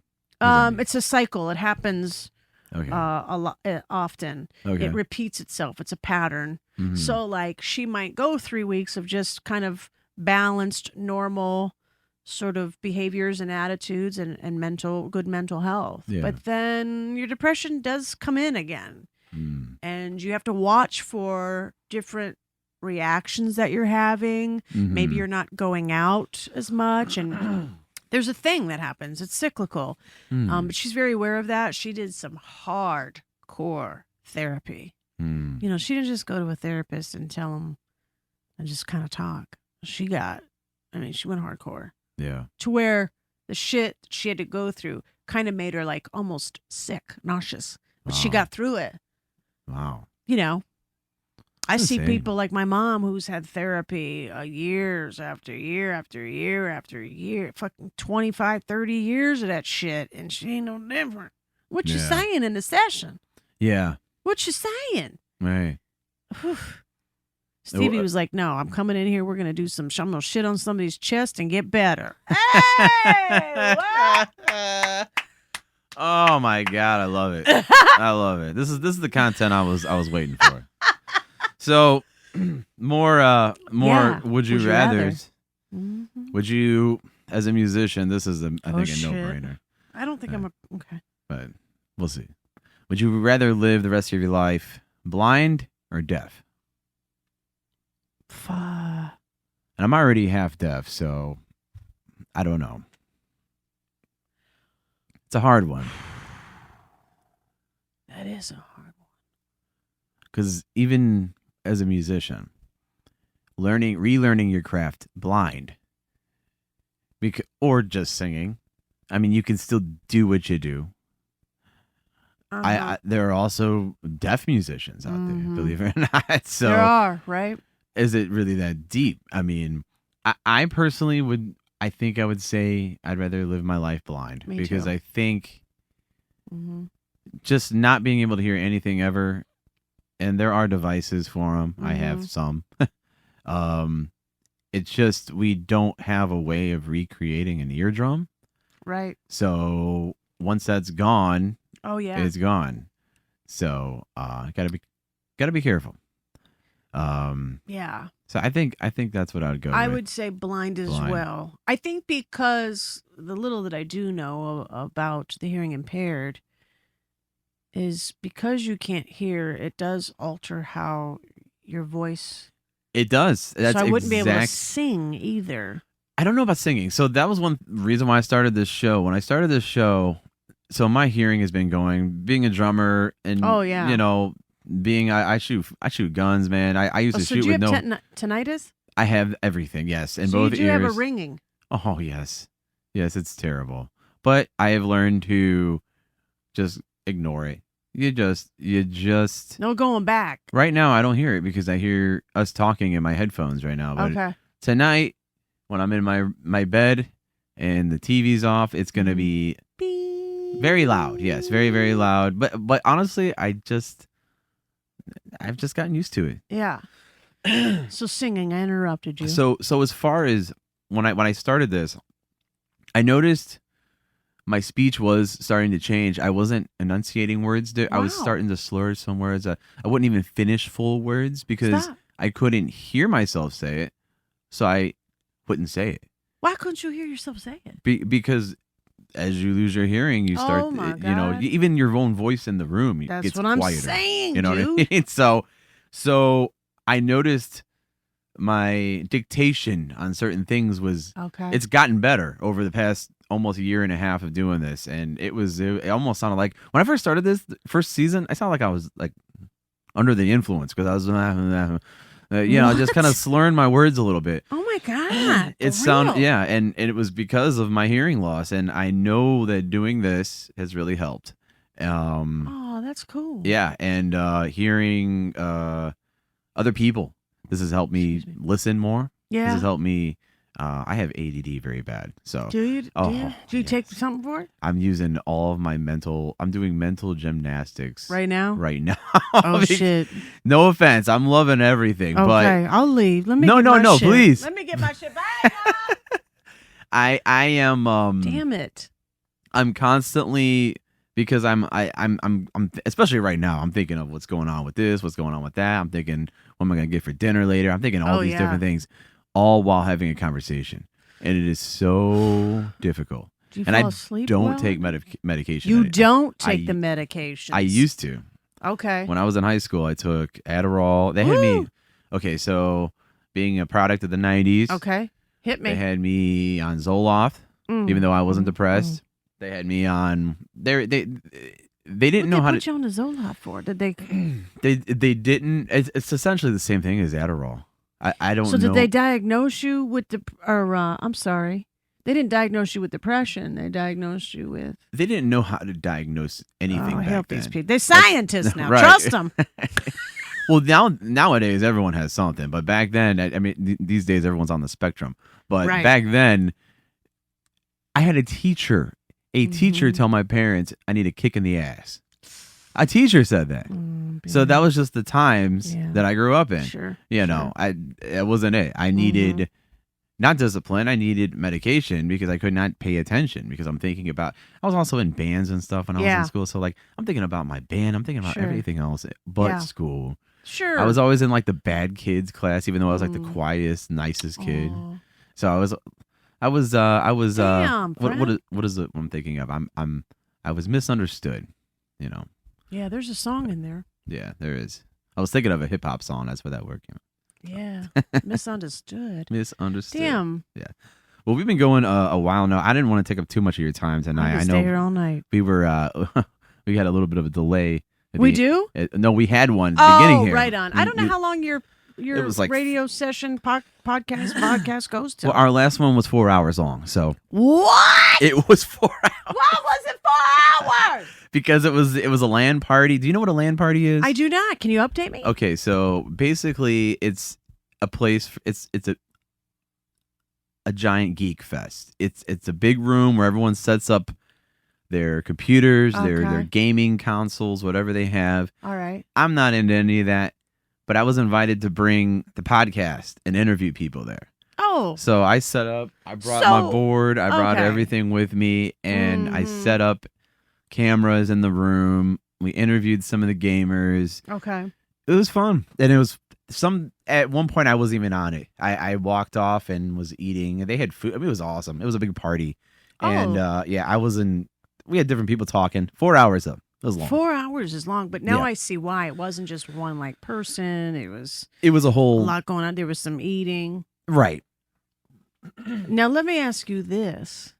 How do you feel about people that I'd love to get my buddy John on here. For sure. Yeah. Next time, bring someone with you. I mean, I would love that. I would love for him to have a chance to experience this kind of something. And you're pretty cool. You know, you're not like judgmental. We can pretty much talk about things. Oh, but yeah, it'd be sort of dope to get him. Because like I said, we can talk after, but yeah, we're trying to, I know you're trying to get some food and stuff. And oh, no, I wasn't like saying that like I want to end it. You want to end it with us? That's fine. End it all with me. No more collaboration. No more fucking shows. That's it. No. It's over. But I mean, I know, I'm sure it's 10 o'clock. Is it? No. I was going to say, it's still daylight. What? It's 7:27, Ryan. No, I'm good to go as long as you want. I was just kind of addressing how long we've been going. We've been going about 2 hours, but damn, I know time flies. Do people listen that long? I doubt it. Okay, I only get they tuned out. I only get like analytics of like the first 60 seconds of a play, and that counts as a play. So 3-4 hour podcast, 1 minute I got my play. That's it. That's what counts. You It's could weird. break this up into segments, though, right? Could you break no? I could. Kind of like videos. I edit videos for on the road to recovery, and it's like sometimes they're a little too long, so I break them up. I'm so glad you brought that up. I actually wanted to ask Oh, you about that real quick. That was sure. one thing I was in my head. Yeah, Excuse me. that's all right. Don't let it happen I again. need I think I need a water actually. Oh, you want me to get you one? Oh, that'd be awesome. You want me to get it? No, I got it. You got to unplug and everything. I got it. I don't have to unplug, but let me see my little self. Sorry, we're back. This weather this time of year, Something's my going sinuses on. are acting a fool. Cottonmouth. That's what's called. Straight up acting a fool. So Acting a fool. So So you I'm wanted to glad ask me? so yeah, you brought up AA. So Oh yeah. So I have so many questions about that. So because Oh. I've only went to one AA meeting. Okay. So how can I start this? So I know that you play there sometimes at your AA. You perform. Well, I don't play at AA, so it's it's not just Alcoholics Anonymous. That is the main Yeah. program that was founded was AA, and then from there offshoots. Yeah. You even have like Overeaters Anonymous now. Sure. Sign me Al-Anon, up. all these other things, Alateen, all kinds of, Heroin Anonymous, Cocaine Anonymous, all these things, Right. Narcotics Anonymous. So there's all these different pathways. And so people struggle with all kinds of stuff. But I would love, because I have played for a treatment center. So it's treatment hospital, it's inpatient. So if I was shooting a bunch of heroin and wanted to get sober, typically you kind of need a detox. Yeah. It's hard to come off of something like that. Crack, Sure. there is none. Meth, Mm. no detox. Mm. But heroin, you can't die from heroin. You'll feel like it though. Yeah. But you can actually die from detoxing from alcohol and benzodiazepines. So you have to be kind of monitored. And they call that you're detoxing that out. And Yeah. while you're detoxing, maybe you could seize, depending on your age and how often you're drinking, what milligram of benzos that you've been on. Yeah. So I go to a specific treatment center. I would love to do it more because they like it. Yeah. But I only do it for one right now. It's really hard to, so I was trying to explain to somebody the other day, it's one thing to be a musician and it's hard to book, right? Yeah. I don't know if you have any experience with trying to book your band. Yeah, it's not easy. It's not easy. No. Right? And that's at a level where you're a musician reaching out to a music venue who probably has a booker. Mhm. So it seems a little bit easier than a musician trying to reach out to a fucking hospital. Yeah. And who you don't, and all hospitals and treatment centers are ran differently. You don't know if you need to speak to the CEO, the Mhm. media coordinator. Is there an alumni coordinator? Do you need to speak to admission? Who are you speaking to? And then it's exhausting to try to quote unquote book a show at a treatment. It's just not, Yeah. it's not something that's done. Yeah. And you reach these emails that are just going, they're just getting swiped off the table. Right. But I know if there's one treatment center that allows me to do it right now and they pay me, there's got to be more. Yeah. It's just trying to get out there. But anyway, so you went to one AA meeting, you said, for what? Yeah. So, well, I was just visiting. So, Oh, okay. okay. So my parents' church has an AA in their church on Okay. Sunday nights. Is it like Celebrate Recovery? I guess it's I think it's called Raising Hope.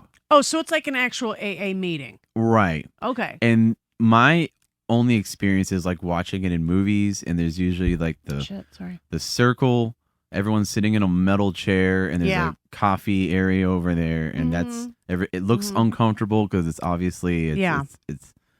it's depicting an uncomfortable situation, Sure. so it's not realistic. So the only time I've ever been to an AA meeting Mhm. was I went to one of their Sunday night things Okay. just to see how it was. How was it, Ryan? And it was weird. It was Okay. because it was, they do. It's like a church service, and I don't understand. I talk about church a lot on this show. Okay. I kind of just left a mega church that I was a part of for many, many years, and that's a whole thing. But wow, that's yeah, interesting. that was in Lakewood. Write that down. We gotta fucking talk about that Yeah. sometime soon. Oh, please. for sure. Interested. Yeah, and so they're nice people at this church, so I'm not like The trying AAers, to. the supposedly AAers. Yeah, Because so AA is okay. Go ahead. yeah. Well, what it is they have this place called Georgia House. It's on the west side. I think it's in Lorain, Okay. and it's mostly women. I believe it's all women actually. Doing what? They live there because Okay, so it's like a recovery home. a recovery home. Yeah. So I know very little about all this. I'm just kind Okay. of what I've heard here and there. Avon Lake. I think it is Avon. Yeah. It's a women recovery house. Yeah. Yeah. So it's a lot of women, Mhm. and mostly they all go to this thing on Sunday night. There's some guys that go to it too, but it's mostly a church service. Like it's Mhm. mostly like worship music, and then like someone okay, preaches. that's not AA. Well, they don't call it AA. They Mhm. call it, what is it? What do they call it? Helping other people elevate, raising hope. Yeah, that's what the hope stands for. So, Okay. yeah. So it's more of a what is it? Kind of just like It's like a celebrate support group, recovery. maybe. Yeah, so they're doing their own little thing. It's definitely Yeah. not AA affiliated. Okay. But they are affiliated with something because there is a group that will come in from time to time to like monitor what's going on or at least check in. I do believe it's funded by someone because they do a thing once a month Mhm. called Epidemic of Hope where it's like a big rally and they invite all these other small groups from Lorraine area and they just do like a Sunday night thing where a lot of people go up there, they tell their testimony of Yeah. how they got recovered and Sure. well, I went because I just wanted to see what it was like, and like it was like the worship music and everything. I'm like, okay, I know some of these songs, and then they kind of broke out into groups, so that it was like all women, and then the guys broke out, and the two guys broke out into their group. It was like me and two other guys, and then the guy that was like running the men's group, he was like, I didn't believe this guy. He was just like. Yeah, ever since I met Jesus, it was the best drug I ever got on. I'm like, dude, you don't even sound convincing. Like you don't like your tone of voice isn't even convincing right now. I could just tell like it was just very like going through the motions, just cliche after cliche, things I heard in church my whole life. And I was almost going in like as a mole just to see what exactly is going on here. And my question was, and I asked him in that group, I was like, listen, what do you guys have for like people who don't want to go to church? Like what about someone who comes in here and they're not about the worship and the you know what I mean, the preaching, and they just want, you know what I mean? I kind of feel like that's something that would deter people. But again, like you said, this isn't exactly AA. It has nothing to do with AA. Yeah. AA is self-supporting, Yeah. declining all outside contributions. So there's nobody coming in and monitoring it Okay. and getting funding. It's all self-supported. Gotcha. Okay. And there is no religion, although people think that. Yeah. There was a group, the two founders were getting this together in 1935, and things looked a lot different back then. And there was a group that they had reached out to and took some from that group, but they have no religious denomination. They're not religious You at said all. 1935. Mm-hmm. That's all you got to say. Yeah. That's a long time ago. Yeah. Too. I mean, Yeah. everything was religious back then. Yeah. So they took some things from this group, but wanted to move in a direction where It was non-religious. No religious denominations, affiliation, anything like that. They do use words of God and higher power, spirituality. Yeah. But I just looked up Raising Hope. It's 12-step inspired. Okay. But it's ministry. Yeah. And so that's kind of sometimes what happens is there's these little offshoots. Yeah. And it can get a little mumbled and jumbled. Sure. And then you'll have somebody who doesn't know and they think, oh my God, this is crazy. AA is like crazy. a cult. Yeah, AA's crazy. And it's like, that's not what AA is. Right. We aren't singing church songs now. I didn't think so. We ain't playing no damn music. I didn't think so. Mm-mm. And that's why and that's, again, having absolutely no experience with it. That's me on the outside looking in, seeing my only experience is Fight Club, watching that movie and the support groups in there. But, I don't, I mean, there's nothing wrong with it. I'm not going to like down them or anything for what they're doing. I just, anytime anything is happening in a church, I always have questions. Well, and that's why I asked, because a lot of AA meetings are rented out from a church because a lot of times there's not a lot of places that are going to trust us. And but we always pay our rent, right? And sometimes churches we kind of coincide with them and they like us typically. We're trying to do things differently. Right. So when you said it was in a church, okay. Usually we're in a church basement. AA. Right. But the church lets us rent it out for a certain fee, and then along the meeting there is like typically a basket that's passed and donation, and back then a donation was like $1 and they're still putting in $1 in the basket. I don't know how we're surviving. Wow. But yeah, there are typical layouts of a meeting, and there's 12 traditions in place for a reason, Yeah. Like one of them was what I just told you. Every AA group ought to be fully self-supporting, declining outside contributions. It should remain forever non-professional, but our service centers may employ special workers. It may be organized, but we may create service boards or committees directly responsible to those they serve. AA is not supposed to have any opinion on outside issues. Okay. That was I figured it had something in there about that. Yeah. And that was why I was wondering about the church stuff and all the worship stuff and the preaching and like that right there. I'm always looking at stuff like that. And AA is the relations policy of it is based on attraction. So we don't go out and promote. Yeah. Although social media is the way of life now. Sure. And so a lot of times I'm talking about it on social media. I'm not really trying to promote it. I'm just telling you I'm an example and I'm not perfect. But see, a lot of times when you're promoting it, it's the best thing ever. We also have the chance to relapse and look like an idiot. Yeah. So we're more about attraction rather than promoting. Yeah.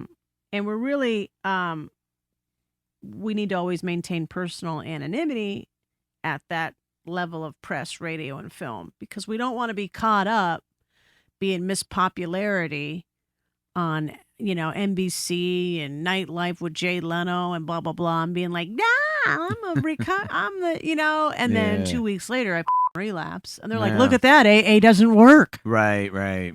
Yeah. And so a lot of times, there are different groups, like a couple of my family members are very extreme in their, religion. Mm-hmm. And they're all about not even really promoting, aggressively snatching. You're coming to church. Yeah. And I'm like, no, player. I don't like your people. Yeah. No. And I went once. This was years back. Mm-hmm. And they were up for the family reunion. And he's like, you should come record down. They live in Virginia. I said, oh, okay, yeah, that'd be cool. You come down for like 2 weeks. I'm like, shit, I'd have to I was kind of still a little bit new in my recovery. I'm like, man, I'll have to find some meetings. And he jokingly said, we'll be at church. I'm like, sure. No, he meant that shit. Yeah, he's really Oh serious. my God. And they would go like every day. Yeah. And it's just, they kind of forced me to go to where I got into it with them and I left a week early. And things haven't really been the same since then. Yeah. We've drifted apart slowly and it sucks. Yeah. But I'm not about that. I'm not about you trying to force me into some shit. Yeah. And if that would have been the case with the 12-step program that I'm in, Yeah. I would have been like, no. Yeah. They were just like, hey, come when you want. You know? Right. I don't believe in God. Okay, don't say it. Yeah. We'll help you out. Just, it's all good. Just have an open mind. Mm-hmm. Just come. And then I realized, like, oh, these people are pretty safe. Some of the things that they did, like hold hands maybe at the end and kind of like say a prayer, seemed very odd to me. But I just kept an open mind. And then it's like, if that's the one thing that's going to bother me, Yeah. while the other parts of this place are saving my life, I need to get my shit together. Yeah. Yeah. I mean, I was fucking dying. Right. Yeah. People say things about like, Christians or whatever. I talked about this on my episode with on Jeremy Demery's podcast. He's like, like he's an atheist. He's like, I get the argument that there's no atheist charity organization. You know what I mean? Like there's a lot of them's a Christian family a lot of them. So they do a lot of good. Yeah. You can't deny that. Sure. But I don't know. I just had to throw that in there. Yeah. And not all. And I don't hate, I mean, I was raised Catholic. I don't hate any of, I was raised church. Yeah. It's just the certain personality. Mm-hmm. And unfortunately, they have the religion surrounding them. Yeah. I could take the religion off of my cousin. He's still going to kind of be a cocky son of a bitch. Yeah.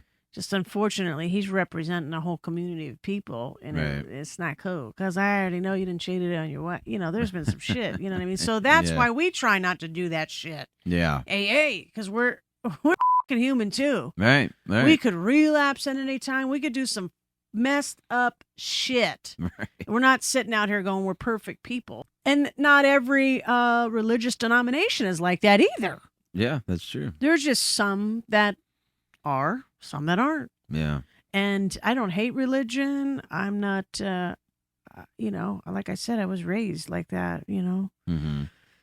And so I let people be. And I think that's with anything, religion, politics, just have acceptance. I mean, even with COVID, I fucking lost friends over that, bro, because I just I don't know what's going on, but it all seems very baffling. Yeah.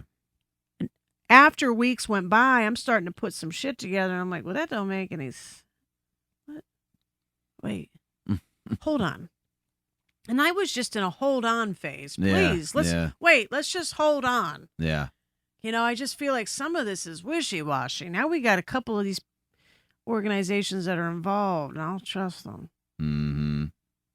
And you gotta close your small business, but all the big businesses get to stay open.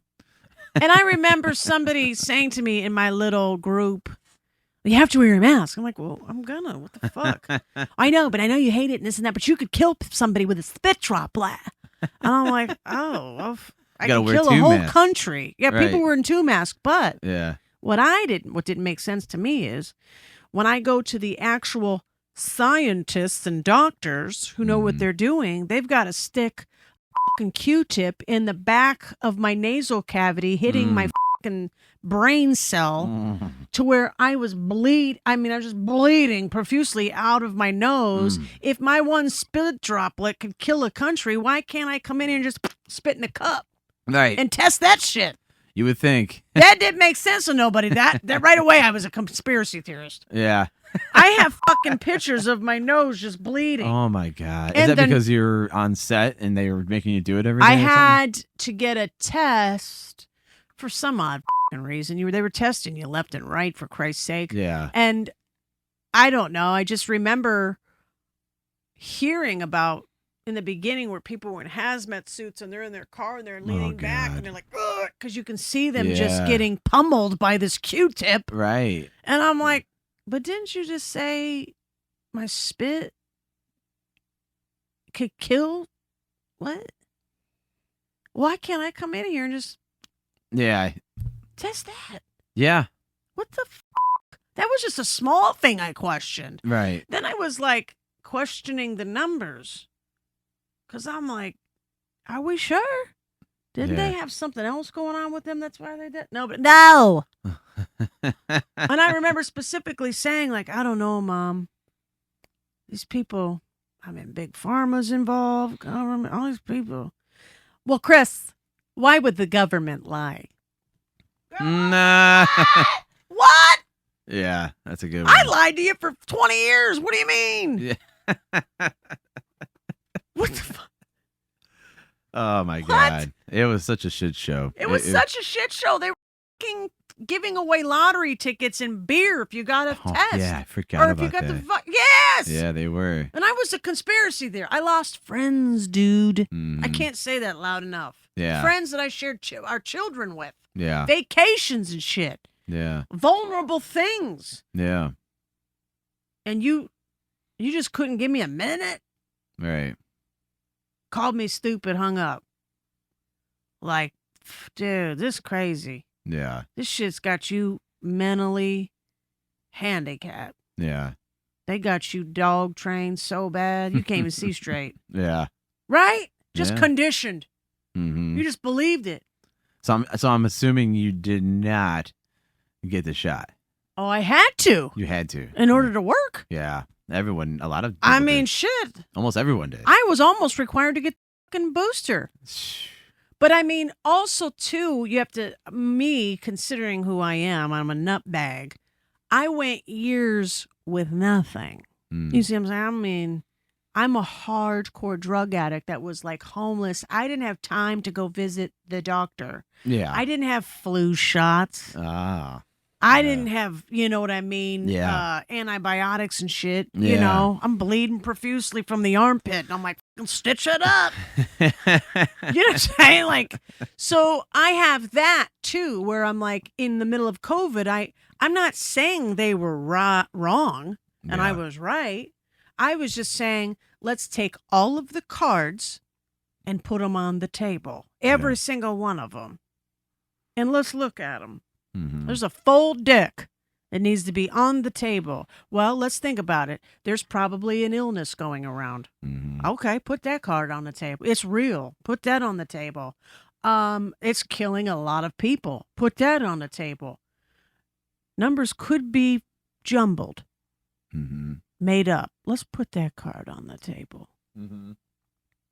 Let's put in Big Pharma on the table. Yeah. Let's put in the government. They've done sideswiped you a couple times. Ain't nobody forget about Andrew Jackson now, did they? This fucking person excommunicado the whole... I mean, do I have to say... Everybody was just like, okay. You just went along with it. Mm-hmm. You got the vaccine back then, didn't you? Yep. You just killed off a bunch of Native Americans. Are you serious? Mm-hmm. That wasn't poor people doing that. Yeah. That wasn't your people on opium creating the Trail of Tears. That was your president. What? Right. Didn't nobody question that shit? Didn't nobody question the transatlantic slave trade? That wasn't your poor people bringing in Africans to work for you and murder and slaughter them. That was your government. Yeah. That was your people in power. And what did other people do? Went along right with it. Yep. Bought these people. No questions asked. Yeah. Nobody thought like this crazy. Nobody thought like, damn, this is crazy. Did it? I think you had a lot of people like me who, I'll be honest with you, it was crazy, but I worked and I came home. I'm a homebody. Okay. So I think Noted. that really, I didn't give a shit. I sat here, I watched movies, I watched my Sure. shows. Man, it didn't change my life really too Mhm. much. So I guess like a zombie, like everyone else, that I was one of them. I was just kind of going to work, coming home, Remote. just doing my routine and get the jab. All right, go back to work. It was when you're already in that routine of going to work and doing this every day. How much different is it that I can't go up? Well, I don't know. Like I like going to shows. I missed playing shows. Mhm. It was cool playing online shows. That was fun. I kind of tried to look at the positive. Like this Mhm. is different. This is something that first one, this is history that we're living through, Mhm. and two, this is a situation I never would have saw myself like. I never would have thought we would do a live stream or No. all that stuff. Everything Mhm. was forced to live stream. It was kind of like a throwaway thing before, but then Mhm. it really changed the internet. Changed, Businesses. yeah, everything. Everything changed. It was Mhm. just, my God, it was, man. And it's funny how we still talk about it 4 years later, but it Well, was a right. big deal. It was still is, because people are like, well, we're back to normal. No, we're not. No. We're back to a life, but it's not the normal one we had. Shit, No. places aren't even staying open anymore. No. Fucking past 10. no, yeah, I everything. just seen somebody driving around the other day with a mask on in the car alone. I see masks all the time. Yeah. If you're wearing a mask, you're up to no good. I'm sorry. I hate to Jesus. say that, but I see it all the time, and I get it if you have like an illness, or if you have an autoimmune disease or whatever. I get it. But yeah, well, let's get that behind us, please. Yeah. And then the spiking up. I think like last summer it spiked a little bit or Yeah, I don't something, and then fucking came back. believe I don't even pay attention to that crap. No, because I and I- feel a lot of the times again, I mean, I got to think of the source. Where's Yeah. it coming from? Media's bought as well. Right. Bought and paid for. The most powerful people, we don't even know what their Yeah. names are. People are thinking, oh my God, it's the Kardashians. No. No, it's not them. You No. don't even know who they are. Right. But they done bought all this shit. Mm-hmm.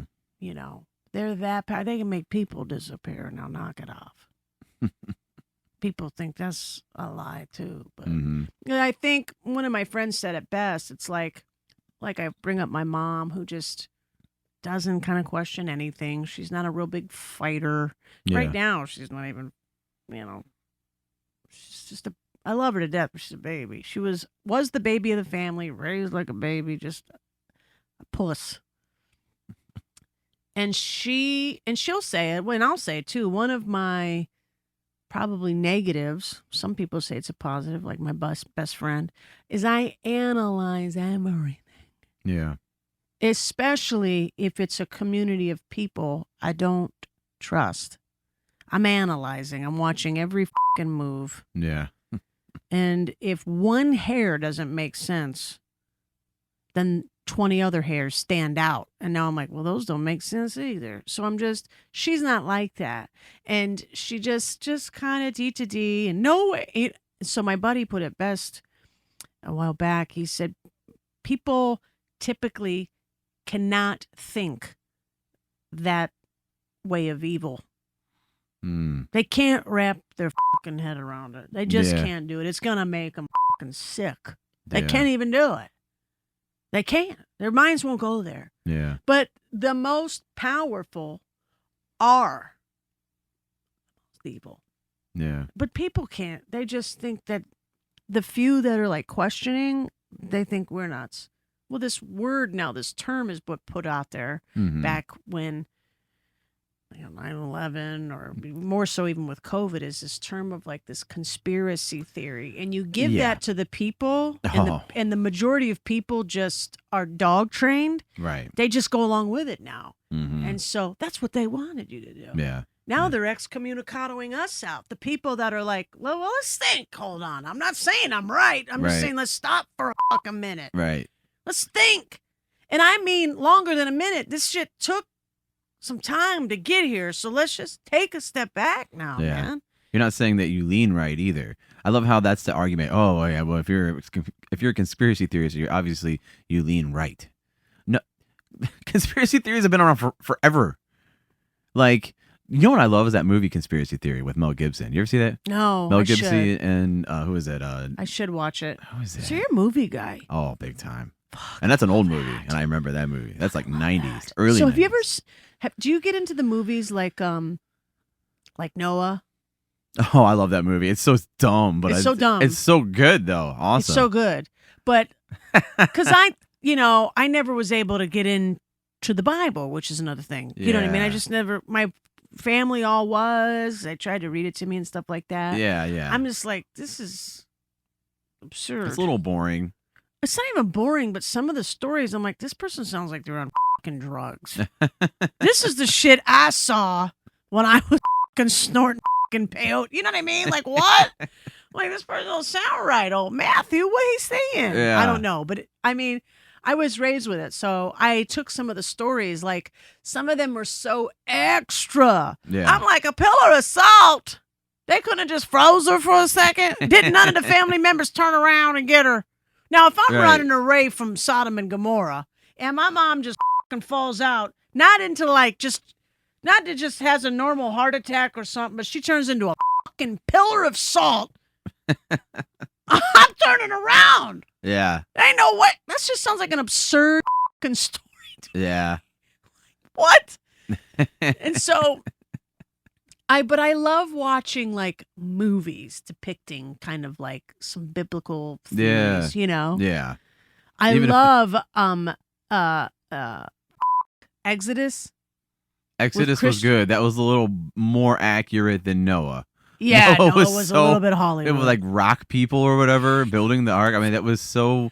It was comical that I loved it though. there I mean, was a just- bad guy at the end, you know. Like, yeah, it was what- really bad. It was very Hollywood. It was pretty terrible. But I got some of the meaning, and then like I can't remember Noah perfectly, but I do know like he was supposed to kill off his children, and then didn't, and it's like, oh, that's why we're here now. In the Yeah. same fucking situation. I don't even know what that was all about. Right. That was dumb. That was really dumb. Because I don't know in the book anything about Noah. I don't so think. it's like Well, I don't no. know if he had kids or not, even, or if that was Hollywood.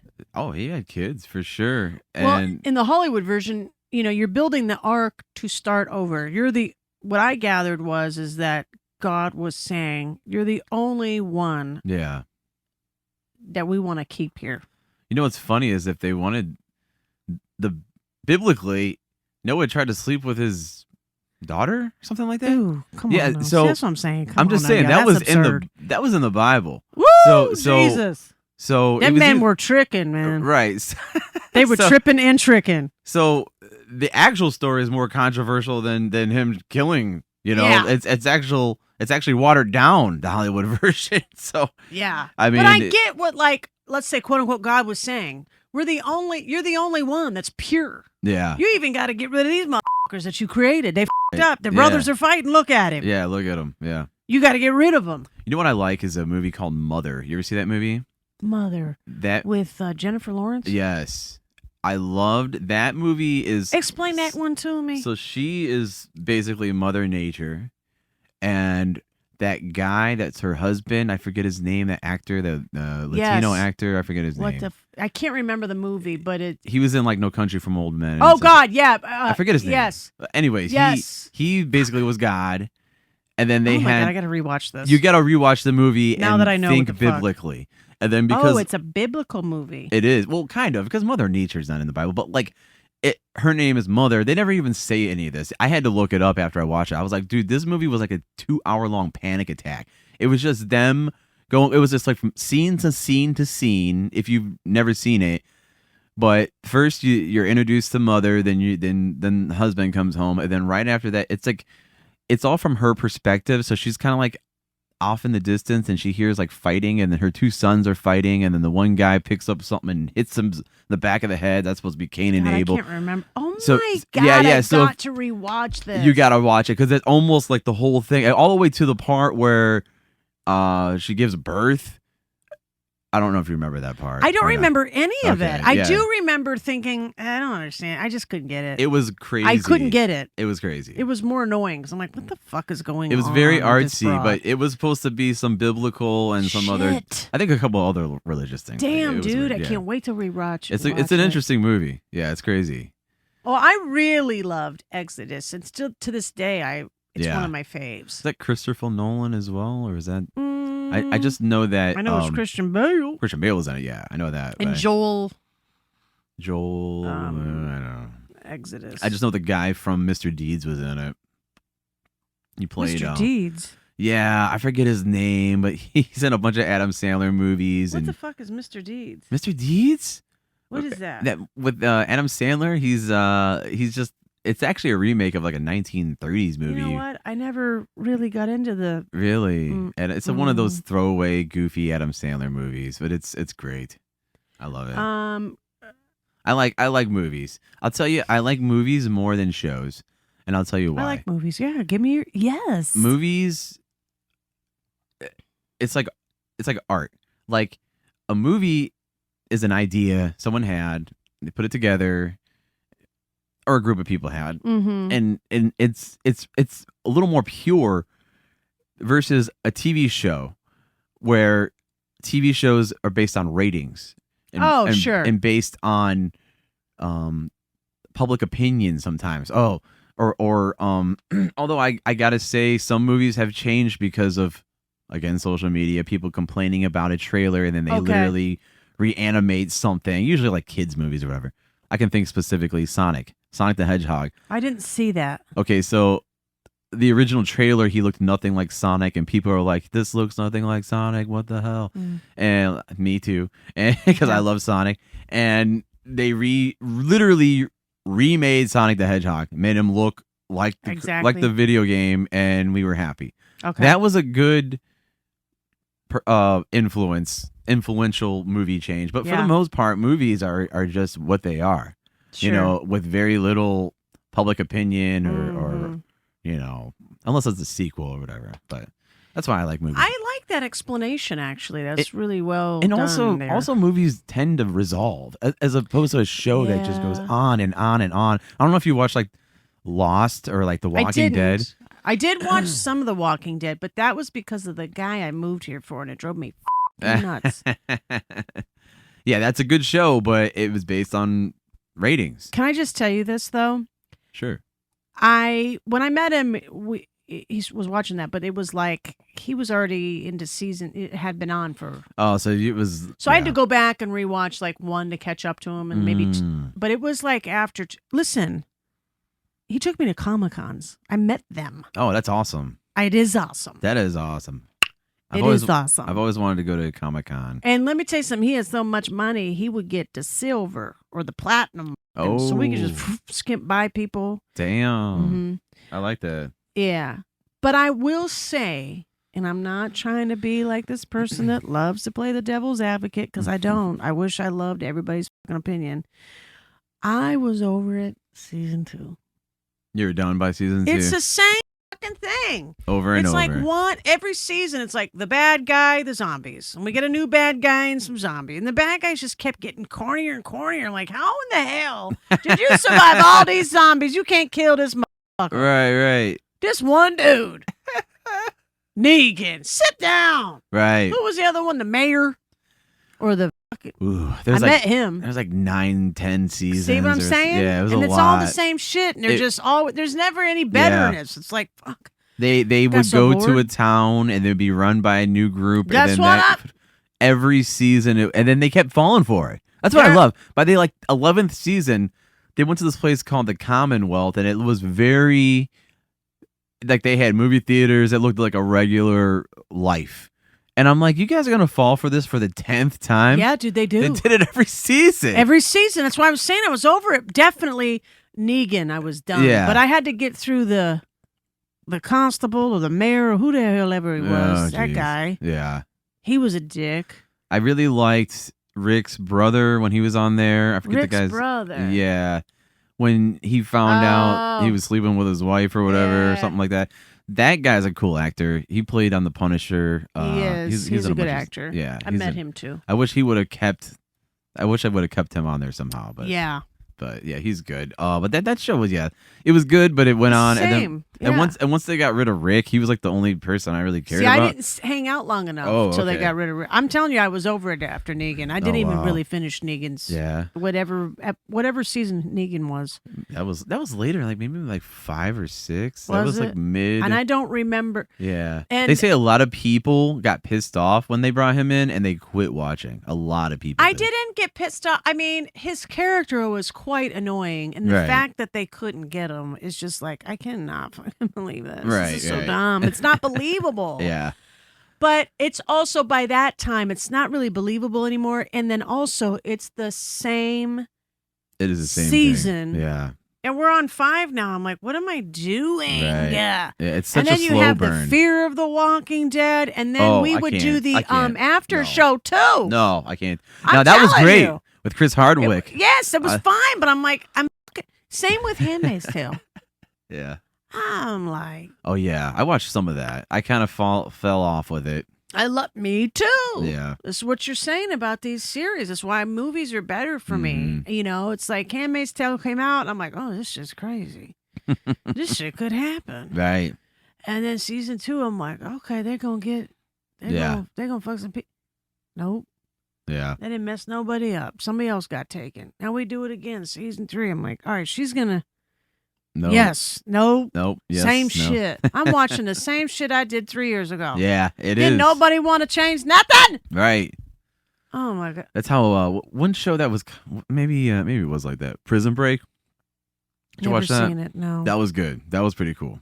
That was It's funny because I was never able Yeah. to watch The Office. sure. Oh wow. I was never into Seinfeld. None of these. Yeah. There was a lot of times where things were going on, like maybe The Office, where I might have been like just in still of like maybe addiction or maybe I don't know when it Yeah. started. I got sober in 06. I think like 08, somewhere around there. Maybe It's- 05. I think I was. Yeah, it might have been right around 05, 06. And I was gonna say like I might have been still active and then pursuing Yeah. sobriety where I was too kind of busy and full with like trying to not smoke crack Yeah. Yeah. that I just didn't have time to. Yeah. Yeah. You know, and then also too, like I'm always the opposite. Like people love Seinfeld and they get crazy, Yeah. and I'm like, yeah, Yeah. yeah, all right. People are Right. like, what? Right. He changes lives. I'm like, well, he's funny. It's another one that's kind of far fetched. Some of the episodes, I'm like, somebody Yeah. come get George. Somebody come get this man. Right.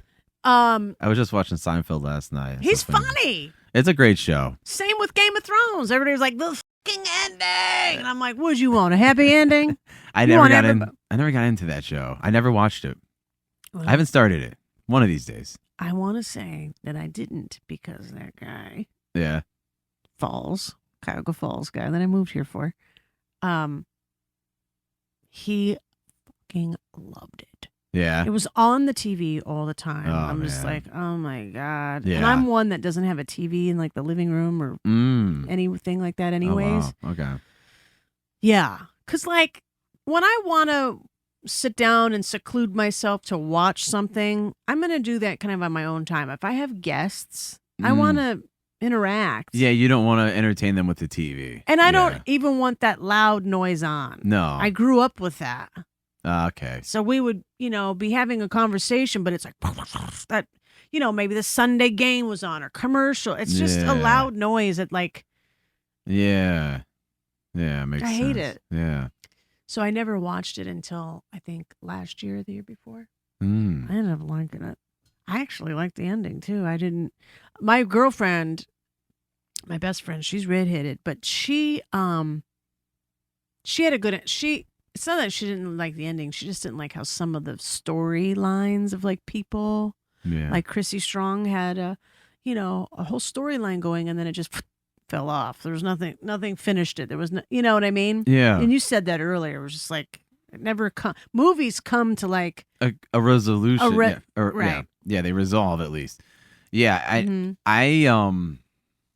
One show I really liked that I followed for a couple of years, Okay. actually all the way through, was and it unfortunately fell apart in the last season because they had different writers. I think there was a writer's strike. Shameless. On Showtime. Shameless I was into. That was great. I fell off too, though. It really fell apart. The dialogue, everything was horrendous in that last season.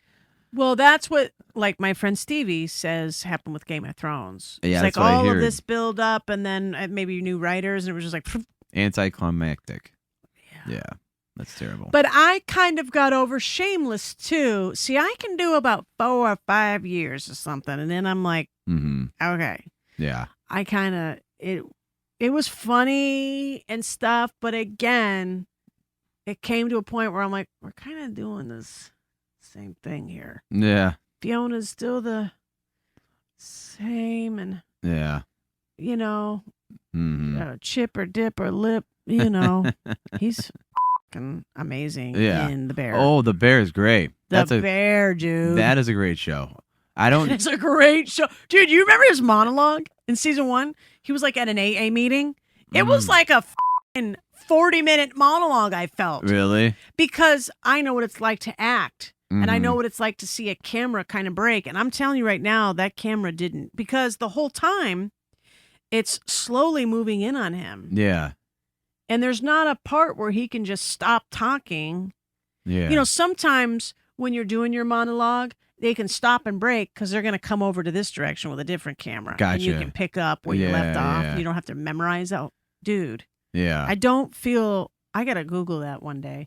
Because that monologue, he was sitting in an AA meeting, and I was just like, this dude is a phenomenal. Yeah.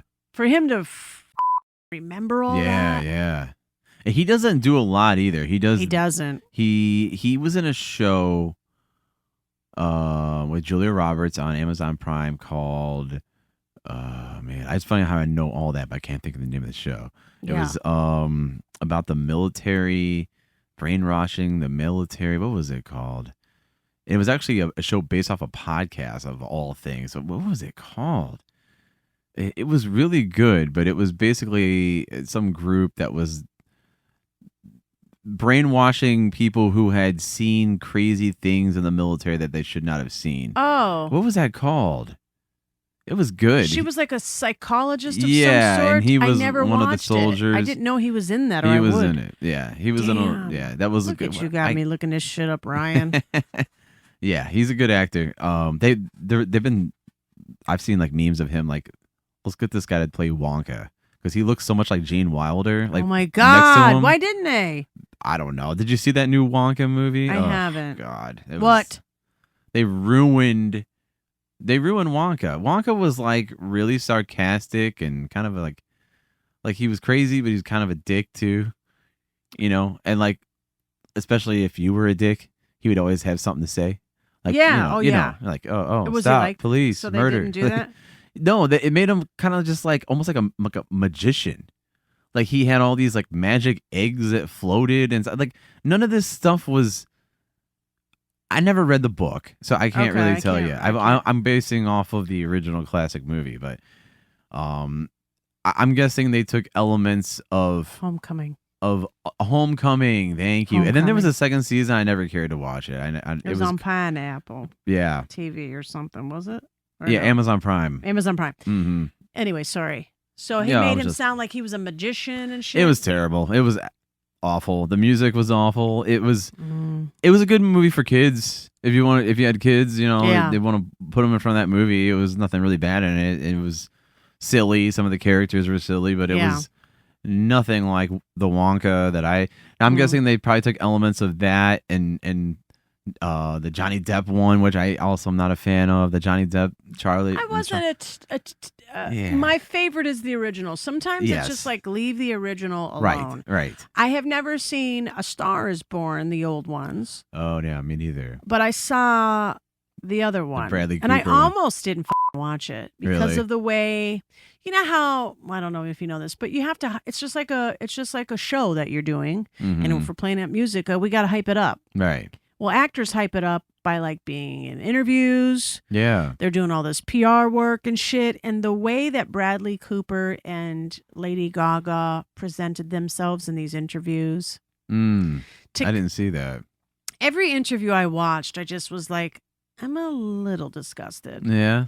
Very flirtatious. Really? I don't. Yeah. With each other? Dude. Mm-hmm.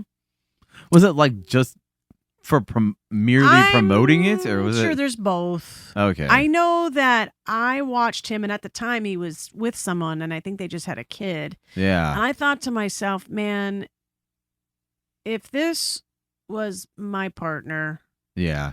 I would be it would me after a while because it was just interview after interview. Okay. And they are this couple in the movie, right? Yeah. But like you also see that with like Mr. and Mrs. Smith. They were a couple in the movie and then they ended up getting together. Right. And so it's not like it's not happened before. Right. And so I just kept thinking of like Bradley Cooper's like girlfriend at the time, and I'm like, this throws me. Y'all are doing too much. They were saying that about that movie that just came out.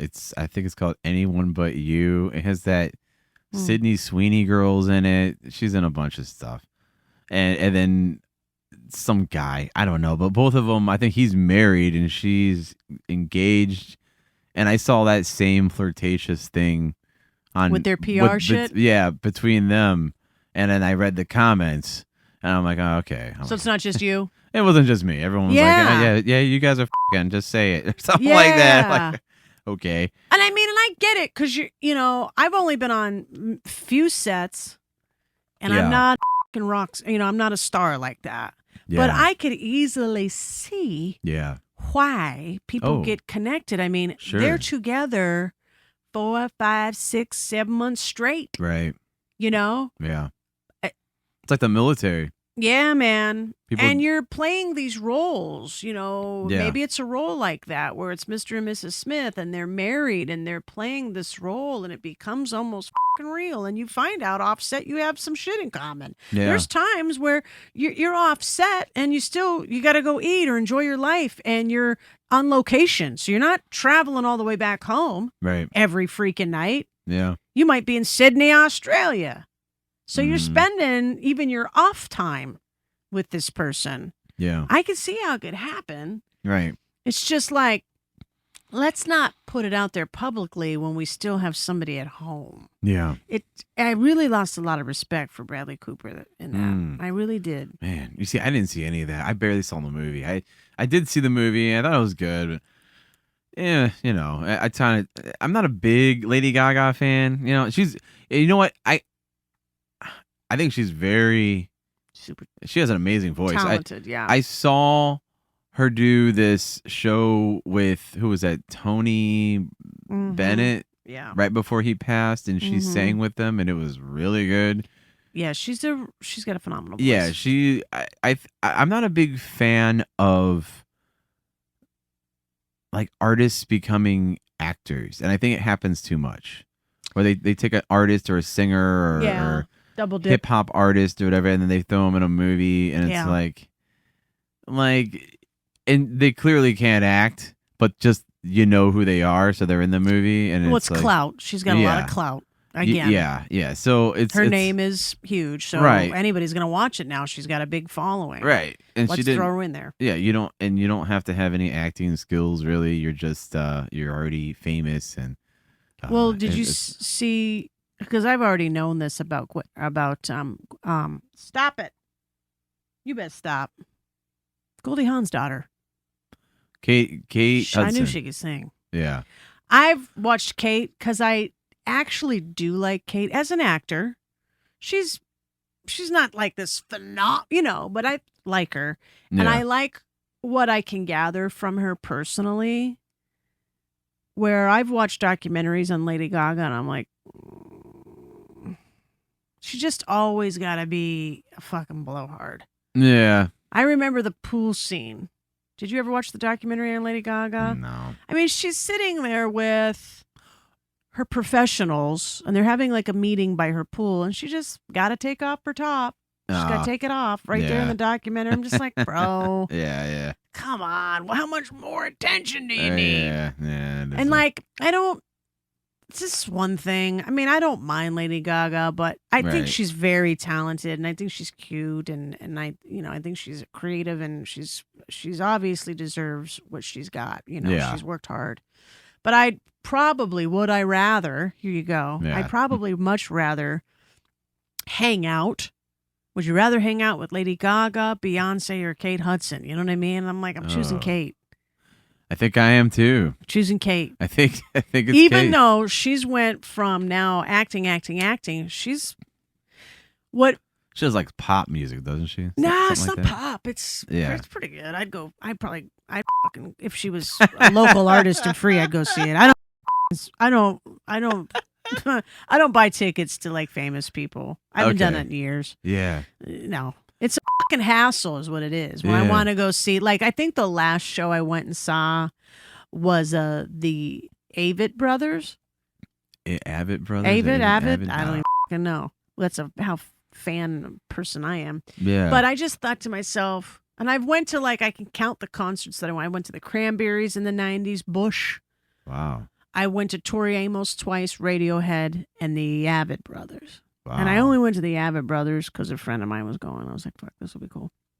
Wow. But I'm sitting there each time, even in the 90s, man, when I'm young, and I'm like, man, this is a full fucking annoying evening to see these people play for an hour. Yeah. I mean, I got to buy the tickets in advance. I got to fucking find parking. That's going to cost me an hour. And we got to walk to the garage to get there. Then our seats are in the rafters. And then we can't really see them anyway. Then we got to beat this fucking crowd out of here. Mm-hmm. And it's like, you know, for the Radiohead, we bought VIP. So we spent $400 each, me and my friend. Oh, my gosh. And I'm thinking it would have been more than just a parking ticket at Blossom. Girl, but we didn't see nothing.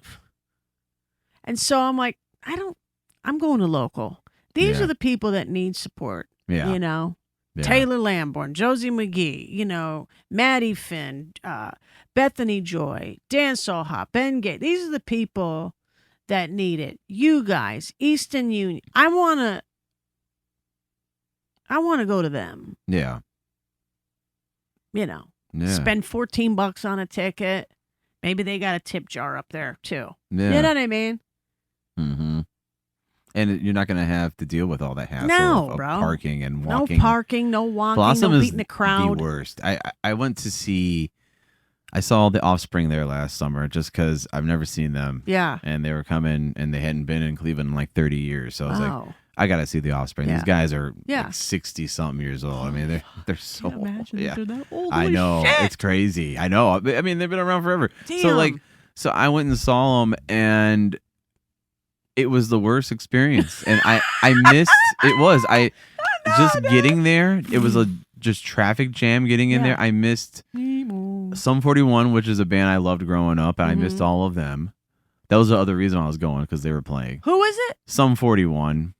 They were like a punk band, like pop punk. They were kind of like Sum 41. Sum 41, and never they heard of were 'em. kind of like Newfound Glory or Newfound Glory. yeah. This is all pop punk that I grew up listening to Okay. in the early 2000s. I graduated in 05, so Damn, dude. yeah. I'm What? 37. Yeah, so I grew up listening to all that. Like, Graduated in 98. yeah. He had to adjust his headphones. No! He said, what's it? Yeah? say that again. What?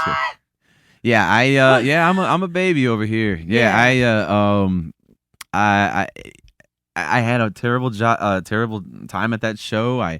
My car broke down leaving. Oh, Everything. shit. Yeah. You know what? With me, when it rains, it pours. Pours. It's always like and It's a thunderstorm happening. yeah, it's a shit storm. So yeah, the Offspring I saw. Oh, there was a fight that broke out right near me. I got it recorded. Drunks. I played the video on here. That was funny because it was like right by me.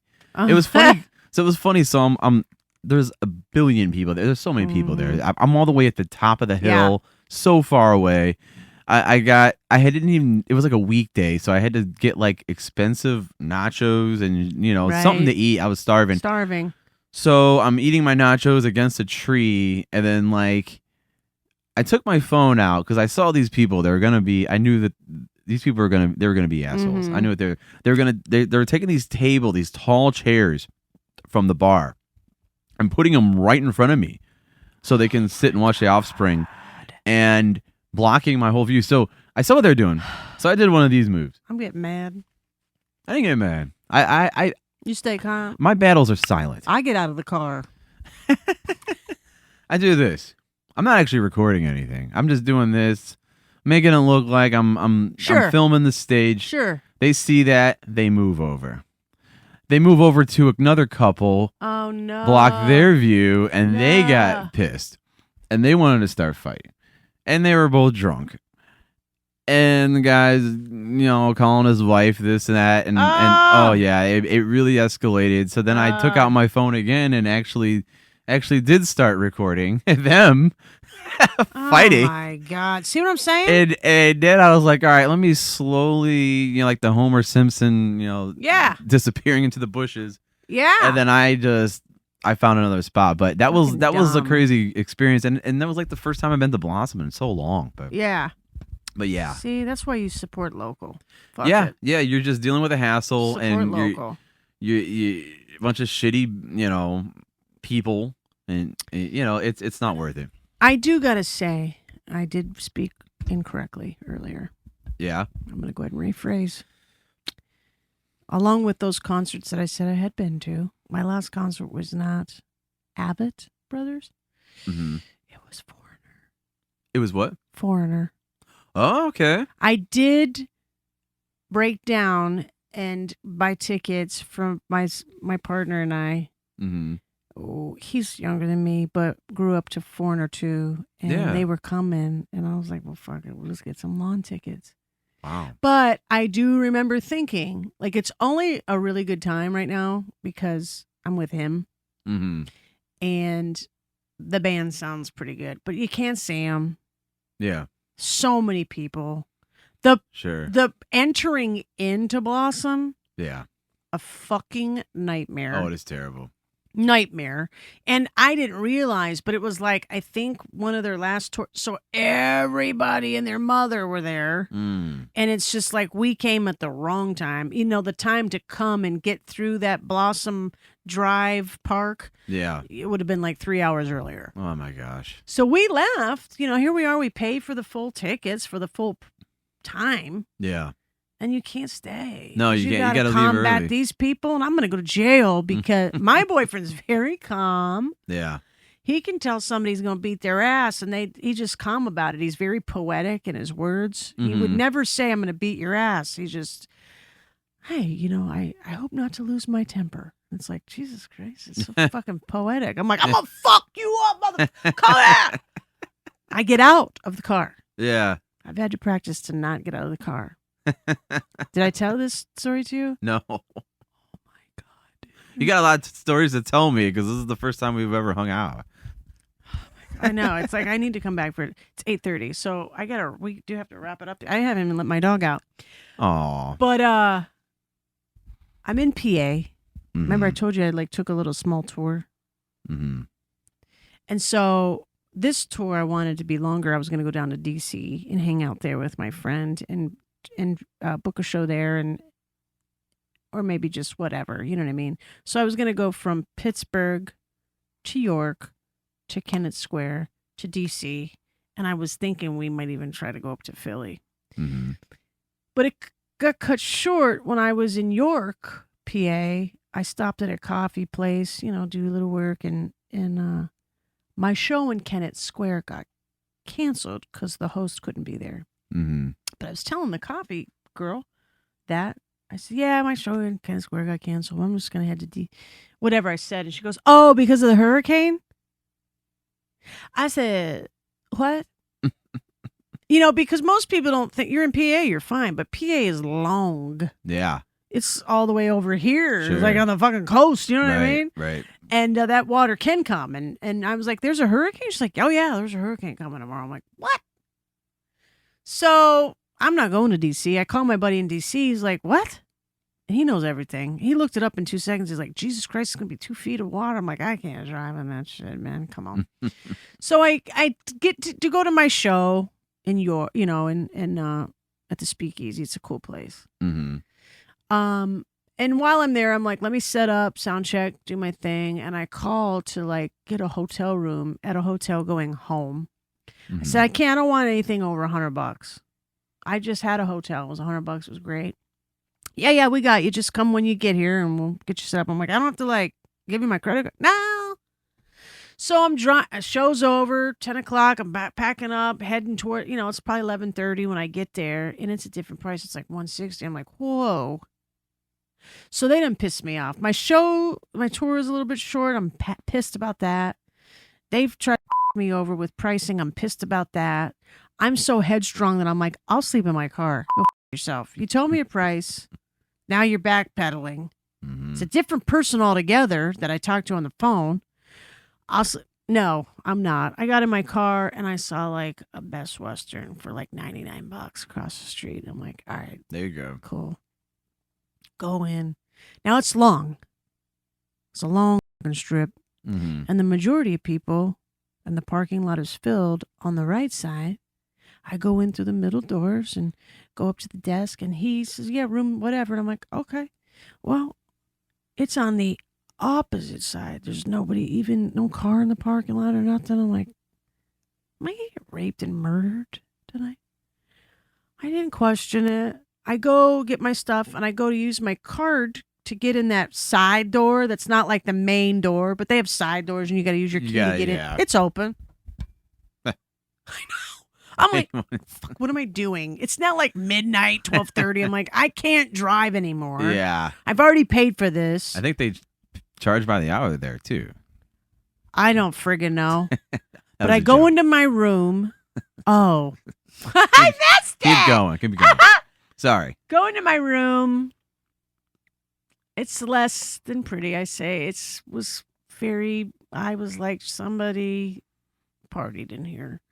There's probably dude, it's a little cold, so I go to turn on the heater, and it blows all this shit and stench, and I'm like, I'm trying to turn it, and the dial does not, like when you turn a dial to off, it says off, you turn it there, it like shuts, but the dial was broken, and it was like, I'm trying to figure out, so to turn it on low was off.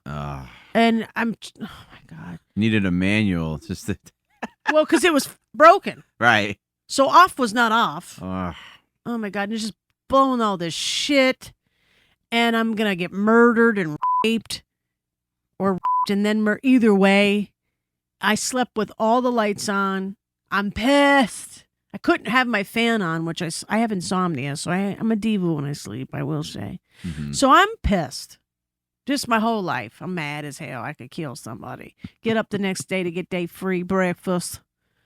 6 a.m.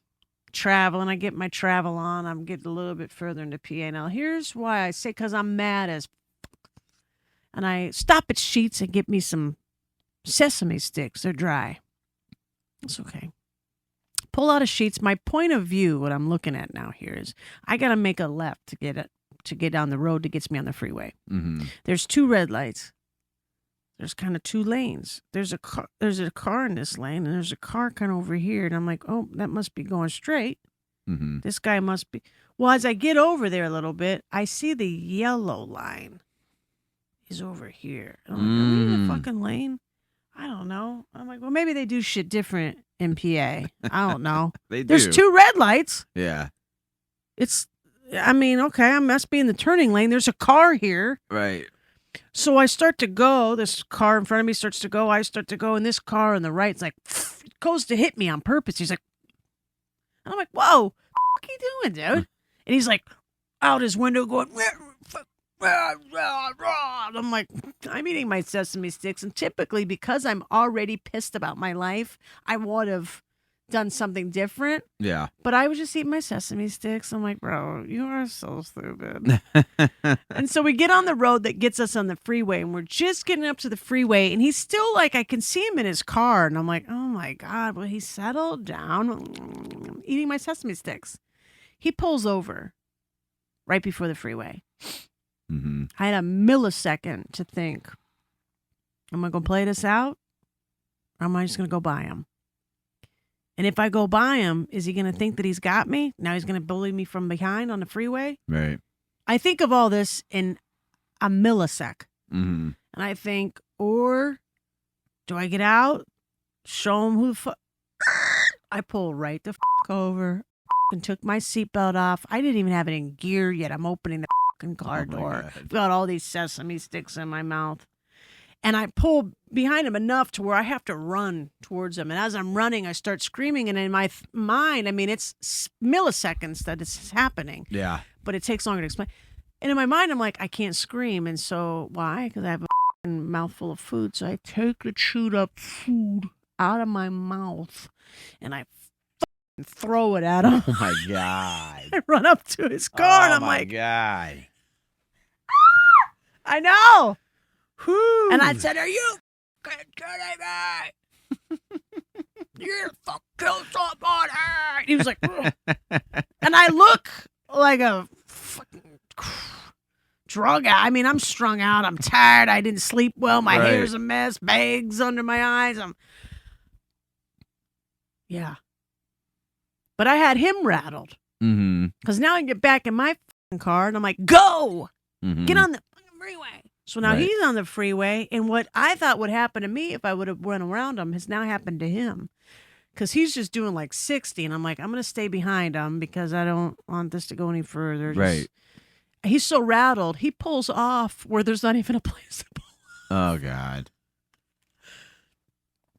Anyway, I get out. I get out of the car. We could end it on that. Sure. I mean, there's so many more stories, but we'll be here for 6 days. I love him. And keep him coming.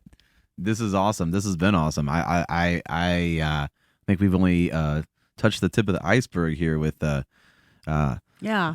Miss Strong here. I love it. I love it. Listen, seriously, you know what? I have too many guys on here. I love having a female personality on here from time to time. That's cool. It's a lot of stupid guy banter. Really? So this has been a breath of fresh air. Oh, sweet. Seriously. Yeah, so I can come back, dude. You are welcome to come back anytime. Podcasts. Seriously, yeah.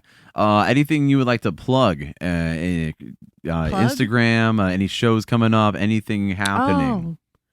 Yeah, I mean, if people want to follow me, I'm Chrissy Strong Music on Instagram.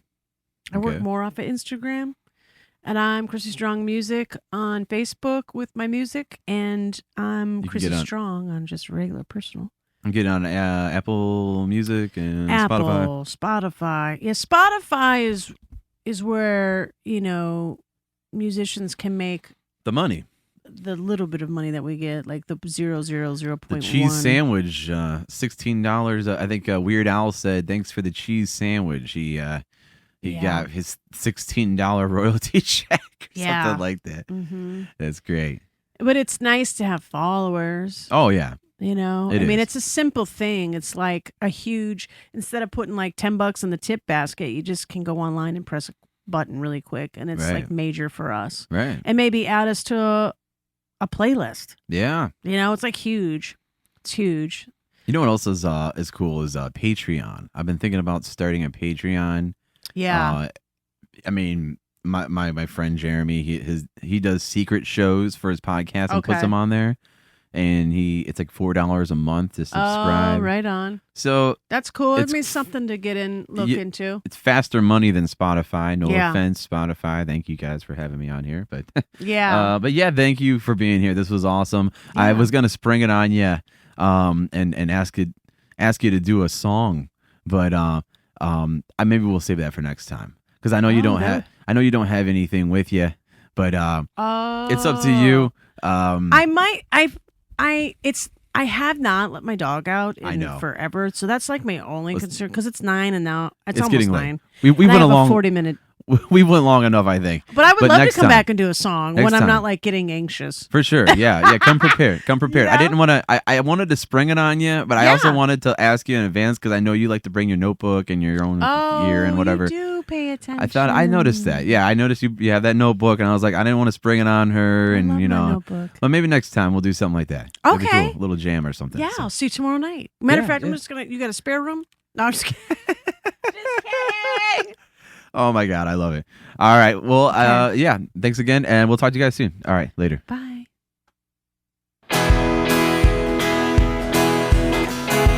Hey, thanks again for joining us on Your Drive Home podcast. Don't forget to like and subscribe to the show. And also don't forget to follow us on all of our social medias.